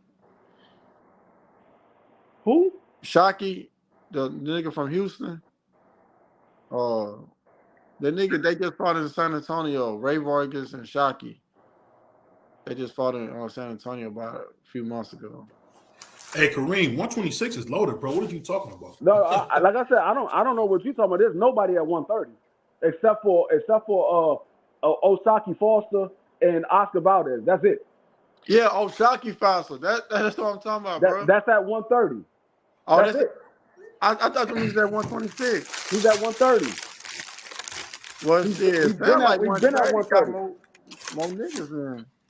He's been at 130, but like I said, you said why didn't he move up? The guys that he was trying to fight at 126 moved to 130. He wasn't going to get those fights anyway. They wasn't fighting him at 126. They're not going to fight him at 130. And at 130, he ain't got no belt. He had a belt the whole time he was at 126. Just about the whole time he was at 126, he had a belt. Hello, why the fuck do my shit say Crawford is pound for pound king? Bro, BVO, what the fuck you doing, bro? Well, anyway, I ain't do that, goofball. Bro, stop playing with me. Take that shit off my name, bro. I ain't do that, you goof. I ain't do that. What you talking about? Bro, I don't fuck with that crack, baby. Take that shit off my shit, bro. Hey, man, you better stop eating them hot Cheetos, man. They messing your brain up, bro. But now, I do like the other Gary Russell though. The one that Antoine. That's Antoine. The one that fight at 140. That's Antoine. Yeah, but I ain't gonna lie. He looked kind of bad against that nigga with that ugly ass ponytail in his head. Rancis Bartholomew. Yeah, he didn't look too good in that, and I really thought he got like a gift inside that hole for real. I'm not even gonna lie to you. Like Gary Russell, he always looked good in his fights, but versus him, he didn't look too good at all. You know what I'm saying? I said he ain't look his best, but y'all got to remember that was the first fight that he had since his father passed. He fought I think 2-3 months after his father passed, so he was still dealing with the death of his father, and that was the first fight that he fought since his father passed. So that was the first time he didn't have his father in his corner. So you're not going to look 100% yourself when you used to having somebody in your corner to train you, and then all of a sudden this person is not in your corner no more. It is not like you got rid of him; he passed away. So, is he ranked now? Huh? Is he ranked? He's been ranked. He's always been ranked. I'm waiting. I want him to get a shot because he had a shot. He had a shot for the belt that Rolly just got. That's how Rolly got that shot, because Mr. Gary Russell was like, nah, he's not ready yet. Because of I thought he was undefeated though, right? Yeah, he's undefeated. He's undefeated, all knockouts. But all knockouts? All knockouts. You got 14 fights, 14 knockouts. Or 15 fights, 15 knockouts. I can't remember. I know it's either 14 or 15. It might be 16. Whatever it is, he got all knockouts. He's 100% knockout ratio. Yeah, I think he the goods, but the other Gary Russell, the one Antonio, the one who like to fight in Jordans and shit. Antonio. Yeah, his last fight, I was like, whoa, what the fuck is going on with you, buddy? That's a fight. That's a fight that he was supposed to have a while ago. That guy pulled out, and then they end up making that fight again. And I think that I don't know. I don't think Antoine took him serious. I don't know what was going on with. Well, not Antoine, Antonio. I don't know what was going on with Antonio, because Antonio don't usually look like that. Yeah, he made him look. He made him look bad. Like he looked real bad. That dude that Antonio fought is not nowhere near Antonio level far as boxing ability. And why the fuck he don't wear boxing shoes, bro? Who? Antonio? Yeah. He do wear boxing shoes. No, he don't. That nigga would come out in some Jordan 12s and fight that nigga, bro. And those are boxing shoes. Those are boxing shoes, bro. Those are not boxing. Bro, I got Jordans, bro. I got Jordans too. I got every pair of Jordans they made. Those he got boxing shoes. Bro, those not boxing shoes. Them Jordans. Them basketball shoes, bro. Okay, when you look at the bottom of them Jordans, when you look at the bottom of them and you see they ain't got no grip, you like, oh shit, they are boxing shoes. Right, hey man. Hey Kareem, I heard you was wearing Team Jordans around. Hey, say I can show you my collection. I can show you. Hey, hold on. Put the camera on me. Stop playing with me, nigga. Put the camera on me, nigga. Stop playing. Turn your camera on, man. We know you be. Hold on. Hey, D Free. He had some shoes at one time. They had on some Shaqs, man. Come on, bro. Hey, don't play with it. Hold up. I ain't never seen no blue Jordans, man. Okay. Hey, I know you seen these bitches. I know you seen these. I know you seen these. If you ain't seen these, you ain't seen them. I didn't have every pair of Jordans they made. Every pair of Jordans they made, I didn't have. Stop playing with me, boy. Say, I didn't have the very first Jordans when they was made in '83. Hold on, nigga, stop playing with me, boy. What them is some you Team talking? Jordans. You just showed me some Team Jordans, boy. You showed me some Team Jordans, man. Stop Hold playing. on. Those didn't look authentic. Those ain't look authentic, bro. Hold on. Stop playing with me, boy. I got the bread. Hold on. Let me see them soccer shoes you just showed us. Let me see them again. These low. Stop playing. Oh, okay. I thought you had on some soccer shoes. Yeah, I got the fucking threes. Come on, bro. Stop playing. Stop playing with me, bro. I do this shit, bro. I got the fucking Harris 7s. Them hoes dirty. Let me see the man and make sure. Come on, bro. Let me see the man and make sure he's doing a dunk. Now. Don't play with. Hey, yo, don't test my gangster, nigga. What are you talking about, nigga? I know Jordans when I see them, nigga. Let me see them shats. Nigga, these motherfucking cherry 13s, nigga. I know Jordans when I see them. That nigga is playing in basketball shoes, nigga. No, what are you talking about? You do realize Let's go in my closet real quick. You do realize they make Jordans as basketball shoes. I mean, as basketball. Well, you know what? Tell Jordan to make some motherfucking steel toes too. You do realize they make Air Force Ones as boxing shoes. Hey, my man Kareem got them Ross Jordans, man. Them couple of those wasn't official that you showed us. Only 2 of them was like official. What are you talking about, bro? Them joints supposed to be doing the sky dunk and them joints doing the finger roll. Jordan was going the other way on one of those pair of shoes you showed us, bro. Bro, you got me fucked up. He said Jordan was going the other way. Yeah, no, boy. Look like you had Jordan on a fast break on there. I'm talking about my Legends to 11. I don't know what I'm over there. That brother showed us some blue Jordan. Them the ones from the Arab store. I used to have them. Nigga, stop playing with me, bro. Was those you got the see-through Air Forces too?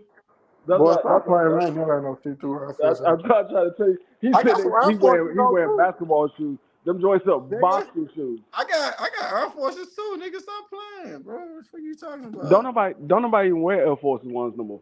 Nigga, you don't wear Air Force Ones. No, we stopped wearing Air Force Ones. Hold up. I got something for you East Coast niggas too. Yeah, I know you niggas like Timberlands. Nigga, don't nobody wear them motherfuckers, nigga. Huh? Don't nobody wear those, nigga. Don't nobody. No, that's New York. I'm not New York. I don't wear them different color Timbs. Man, I don't wear them different color Timbs. I know you'll rock them hoes. Stop playing. Don't nobody wear no color Timbs, bro. The only Timbs that niggas in DC ever wore was the daggone bubblegum sole Butters. We don't even wear Timbs like that no more. We wear Nike boots. We don't wear Timbs like that. Hey, that dude. Especially not no different color Timbs. We damn sure don't do that. He showed us some purple Timbs, bro. Who wears purple Timbs, man? Hey, not nobody in DC. You don't know. Listen, you don't know your fucking colors, bro. Not nobody in DC. Baby blue. Nobody in DC will ever wear any different color pair of Timbs. Period. I ain't gonna lie. I love those Gamma J's. Man. These are not no fucking Gammas, bro. I love the Gamma J's. I don't even remember the last time I seen a nigga in DC with a pair of Timbs on. No, Timbs are so old. I don't even remember the last time I saw. Man, I know this bull ain't up here showing like different colored Timberlands, bro. Yes, he what just happened? Oh, is that Prize Fighter? Oh, that's Prize Fighter. That's Champs crazy, right hand man. Yeah, I don't even remember the last time a nigga wore. Yo, hold on, my boy. Hold on. Last time, see, this shit was funny last time, you heard, but we're not gonna be mentioning other channels like that on this channel. It's like, so you can go back to Kareem's boxing with that bullshit. So go ahead with that. Check it out. Now I'm checking out how you just showed me some purple Timbs and some green. Nigga, that wasn't no fucking purple. That was navy. That was. I don't give a fuck what they was. Them shits was a different color. You heard? Talking about, nigga. I ain't never seen niggas do that. But anyway, back to boxing because this shit, y'all niggas talking about Jordans and Timbs. Back to boxing, bro. Y'all bugging right now. Hey, I'm gonna ask you this, D-Free. Do they still wear Nike boots like they used to in DC? Nike boots. Yeah, we wear Nike boots. Yeah, I remember Wale had that song. Still got my Nike boots. I remember I bought me a couple pairs. If y'all had Hell come to yeah, Dallas niggas with with some Nike boots on, that shit all over. positive Nike boots, regular Nike boots. Yeah. Hey. Don't come to Dallas with no Nike boots on. That shit over with. Hey man, you was showing us a bunch of yums, man. We don't wear yums up here. Nigga, I done already worn Nike boots to Dallas. What you talking about? Yums? Niggas was on the joints. What you talking about? I done wore Nike boots to Dallas and niggas was on them. They were like, where the fuck did you get those from? This is what we wear in DC. Niggas was on them. What the fuck is Nike yums? What is that? Man, get back to boxing, man. What we talking about right now, man? Hey man, we having some fun, man. Hold on. This nigga prize fighter gonna get on here. That nigga didn't greet nobody on this motherfucker. Because I've been on the panel, but I've been on the panel already. I don't gotta greet you, nigga. This not your channel. I don't gotta greet you, nigga. What are you just talking about? I'm just saying. I don't gotta greet. I don't gotta greet you, nigga. Hold on. Are you serious? Hold on, prize fighter. I'm saying you didn't wipe your feet off before you walked in that nigga house. But see, because I already did it already, nigga. I already did it already. Hold on. Hey, get your man. Y'all not about to argue. Y'all not about to argue here. Hey, but let me ask y'all this real quick about boxing. That nigga standing on the nigga couch and shit with his shoes on. Hey, now I come stand on your channel with my shoes on your channel. Hey, D Free, I want to Hey, D Free, I want to ask you, man, why is Mattia? I think it's Mattia. Why is he being so avoided, man? At 140, why is everybody scared of him? Say that again. I said, why is everybody so scared of him at 140? Ain't nobody scared of no goddamn T.O. Stop that bullshit. No, I said Matias, dude, not T.O. Matias, man. I think that's his name. To do with the 19 knockout, 19 wins, 19 knockout. You talking about Matisse, my mistake, Matisse. Because that nigga dangerous. What the fuck? You said nigga knocking niggas out. You be scared of that too. When the next time Gary Russell fight the one that's at 140? Matisse said that nigga's dangerous. When the next time Gary Russell fighting? The one that's at 140. Antoine actually is training for a fight now. Is that the one that they were just on the live day before yesterday? Is that the one that is at 140? Yeah, the one at 140, Antoine. Hey, tell that nigga I need it. No, I want an interview with the oldest Gary Russell. That's what I need to talk to. Mr. Gary Russell. I need to have a sit down with him. Man, ain't nobody gonna sit down with you. Man, your name prize fighter with $10 in your account. Sit back, bro.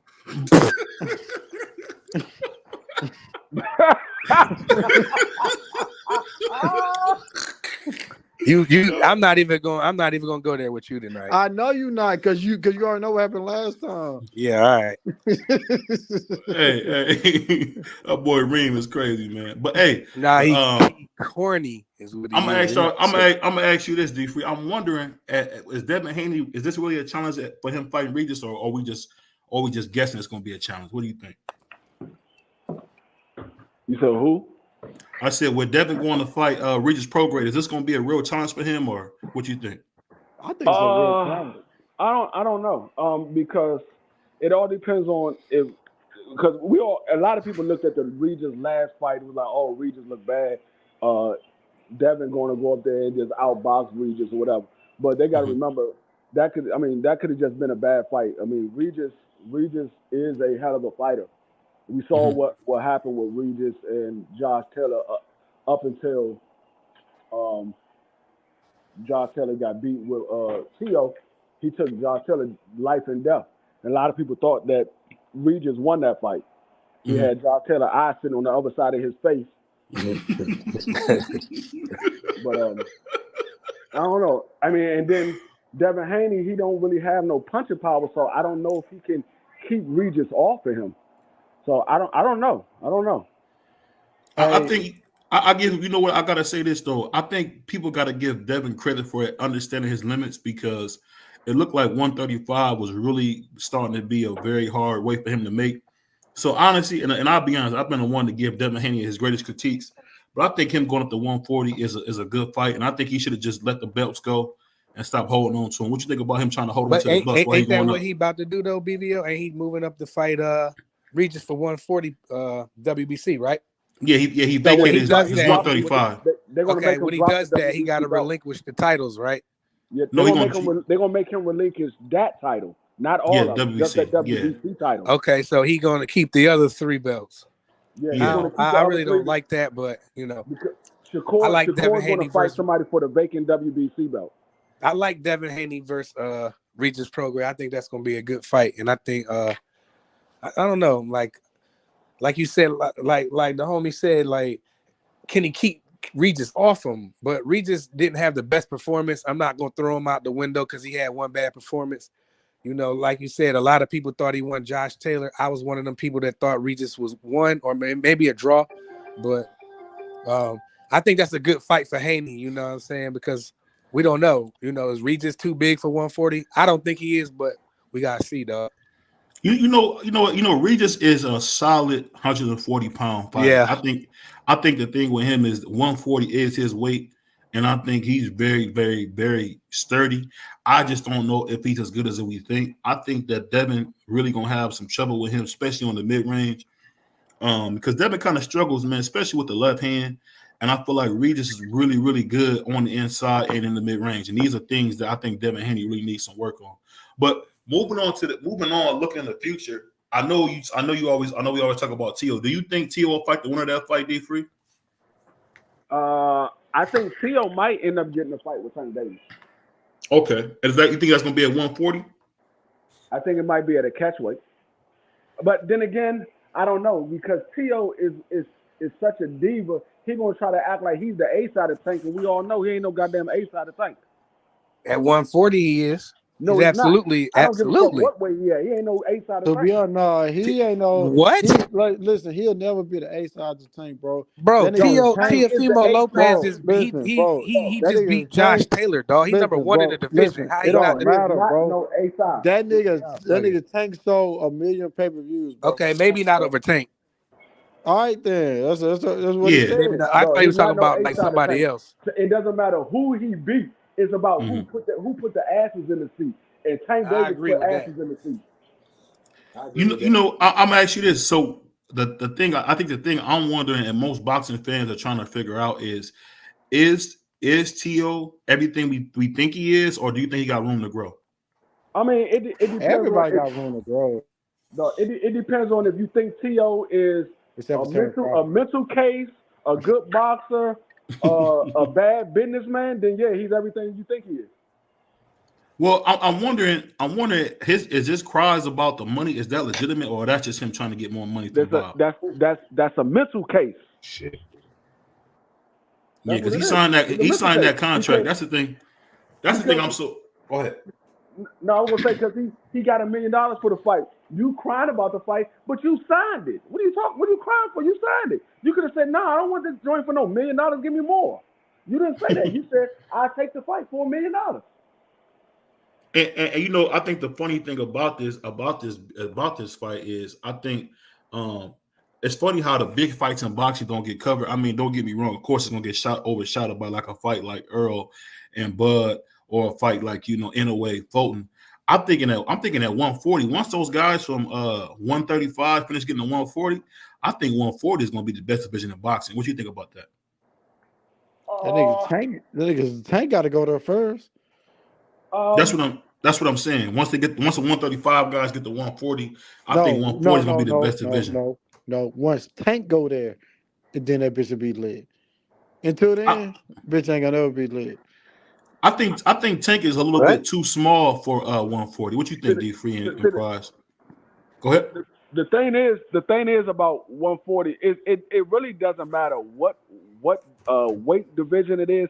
It's about the star power. If you don't have no star power, you can have a lot of good fighters there, but if none of them are star power, niggas ain't gonna pay attention to it. So you gotta have some type of star power, because 135, is a lot of stars there. You got Devin Haney, Shakur, Loma, Tank. There was a lot of stars there. That's what a lot of people was watching that division. There was a lot of stars was there. So I wouldn't mind seeing Gary Russell, because I know like a lot of people don't talk about Gary Russell, but I think Gary Russell is a really good fighter at 140. And I would like to see him fight. I know these ain't the big fights, but I would love to see him fight Ryan Garcia and Rolly.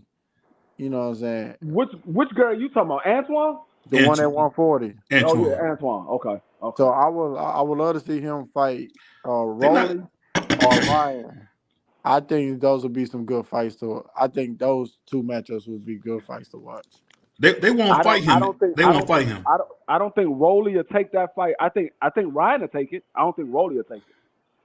I don't think Ryan would take that fight. I don't think Ryan will take that fight. I'm gonna tell you why. Ryan just fought Tank Davis. He'll take that fight. I ain't gonna lie. That nigga, bro. That nigga almost got knocked up by a nigga that's older than my grandpa. Right. I ain't gonna lie. But fighting Tank Davis, that was the fight that he was scared of.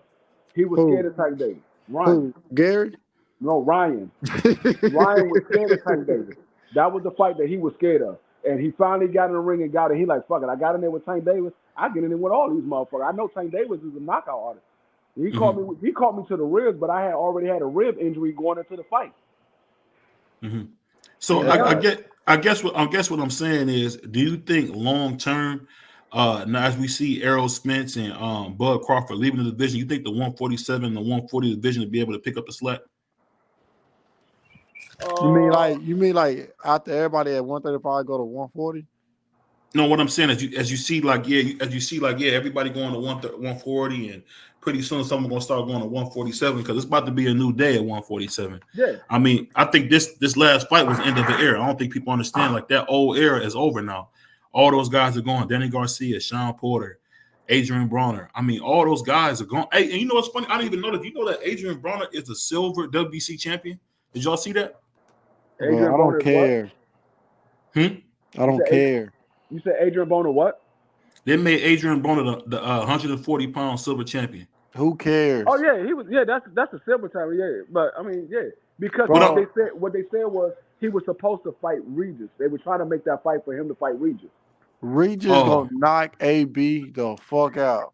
Do Don King still own the WBC like he used to? No. Nah, but Adrian Broner sells tickets and they want to piece that what I don't sell tickets like he used to. What I will say is I got Regis winning that fight against AB, but I don't know if he'll knock AB out. To be honest with you, I would expect Gary Russell and Regis to knock out AB. I don't think neither one of them will knock AB out because AB don't get hit like that. Even though he don't throw his hands, he don't get hit like that. Manny Pacquiao will say this last I'm about to say Marcos McDonald was hitting the shit out the nigga ass, and that was shit was 10 years ago. Yeah, that was longer than that ago. That was 2011, man. That was a minute ago, bro. So and then the nigga went to a decision with a fucking lawyer or a doctor or some shit not too long ago. He went to a decision with a nigga who's a fucking do brain surgery. Like, come on, bro. Bro, that nigga AB, I love AB, bro. That nigga AB is the nigga that made me start watching boxing. You know what I'm saying? So I always had that respect for him. But at the end of the day, that nigga trash. Because he went to distance with a lawyer. What they got to do with him getting knocked out? I ain't saying he was going to win the fight. I just don't think he's going to imagine a nigga with the motherfucking pop like motherfucking Russell and fucking Regis. Them niggas got pop at the end of their punches. Them niggas coming with power. Them niggas not just. Do they hit harder than Madonna? And AB got pop. Punch now. You said what? AB can take a punch. Hey, shit. AB can take a punch and AB can avoid a punch. AB still got defense, regardless of how we feel about him letting his hands go. And that nigga still drinking. He don't get hit like that. I mean, he do drink a lot. I mean, he was missing. AB remind me of. Fuck Fred, fuck Howard, and fuck all of them. What about Robin? She's hot, right? Robin? Yeah. Who cares about that bitch? That's AB right there, man. Hey, but I'm gonna ask y'all. I'm gonna ask you this before we get out of here. Hey, D Free, man, tell us one of your famous camp stories before we get out of here, bro. D Free, can you hear me? Can you hear me? Prize, you there? Kareem, you there? Yeah. I'm here. with you. I heard y'all stepped away from it. What you say again? No, I said we had almost at the 3 minute mark, almost 3 hour mark. I was saying, can you tell us one of your famous stories, man, from camp, man, that you always tell before we get out of here? No, I ain't got no famous story. Hey, you be having some crazy stories about cats getting beat up and sparring and stuff like that, man. You got to tell us a funny story, man. You got to tell us one. You can't keep them all to yourself. Tell us one, bro. Nah, I mean, like I said, I ain't got no stories like that. I just like I said, I grew up around boxing, so I just seen a lot of stuff. I've seen a lot of stuff. I seen niggas get knocked out by niggas that should have not even had a chance to knock a nigga out. Hey, I'll say this, man. I think boxing is a good place. I mean, when you agree, Prize, I think boxing is a great place right now. What you think? Yeah, for sure. It's in a good place right now. I'm excited. There's some fights out there. And hopefully, it look like everybody's stepping up, doing what they're supposed to do, so we can see what we need to see, man. We've been waiting long enough. We've been patient. As boxing fans, we've been patient long enough. I want to see it's how time many for our just due, bro. That's what I want to see. I want to see how many pay-per-views they show. I don't give a damn if it's 100 pay-per-views. If they got the fights like they've been putting on, I'll pay for every. No, I'm talking about. I mean, we got a chance to see the fight, but I just want to see how much they sold because everybody was talking about this fight. So I want to see how much they sold. I want to see it. How much Bud and Earl sold? Yeah, Bud and Earl. I hope it did $1 million, man. I really did. I hope them brothers get all the money that they want, man, and they can just do what they need to do for their families. So I hope they did $1 million, bro. I really do. I'll say this, just off the views that we get, I would say that the fight was nowhere near as big as it was for Tank versus Ryan. I mean, as far as interest, I mean, people really didn't care. Man, you had a bunch of boxing people. You had a bunch of fans that don't even watch boxing and tuned into that fight. It made me think, like, why they didn't do the same type of, I ain't saying 100%, but it made me think, like, why they didn't do some of the same advertisement. Like, I remember they was advertising shit out this shit on fucking TikTok. Every time I got on TikTok, they had like a little box at the top left-hand corner saying Gervonta versus Ryan Garcia with the fight date on that motherfucker. You know what I'm saying? Like, I didn't see none of that shit when it came to Earl, Spence, and Crawford. So, hey, Kareem, what's your top 5 pound for pound right now? To be honest with you, I can't, like, just off the top of my head, I can't give you a top 5 pound for pound right now. But one thing I can say is Crawford number 1. Okay, what about you, D Free and Price? Y'all got a top 5? My top 5? Yes, sir. Top 5 in no particular order. I got Tank, Bud, Earl,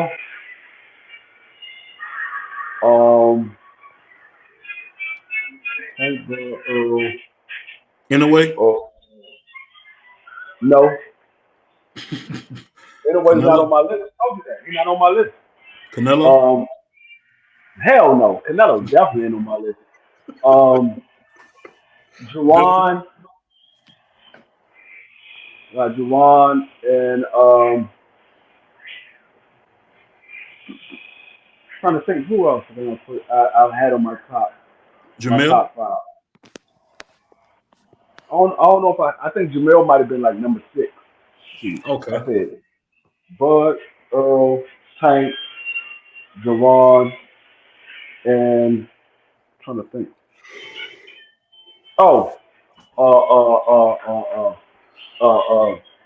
Abdullah Mason.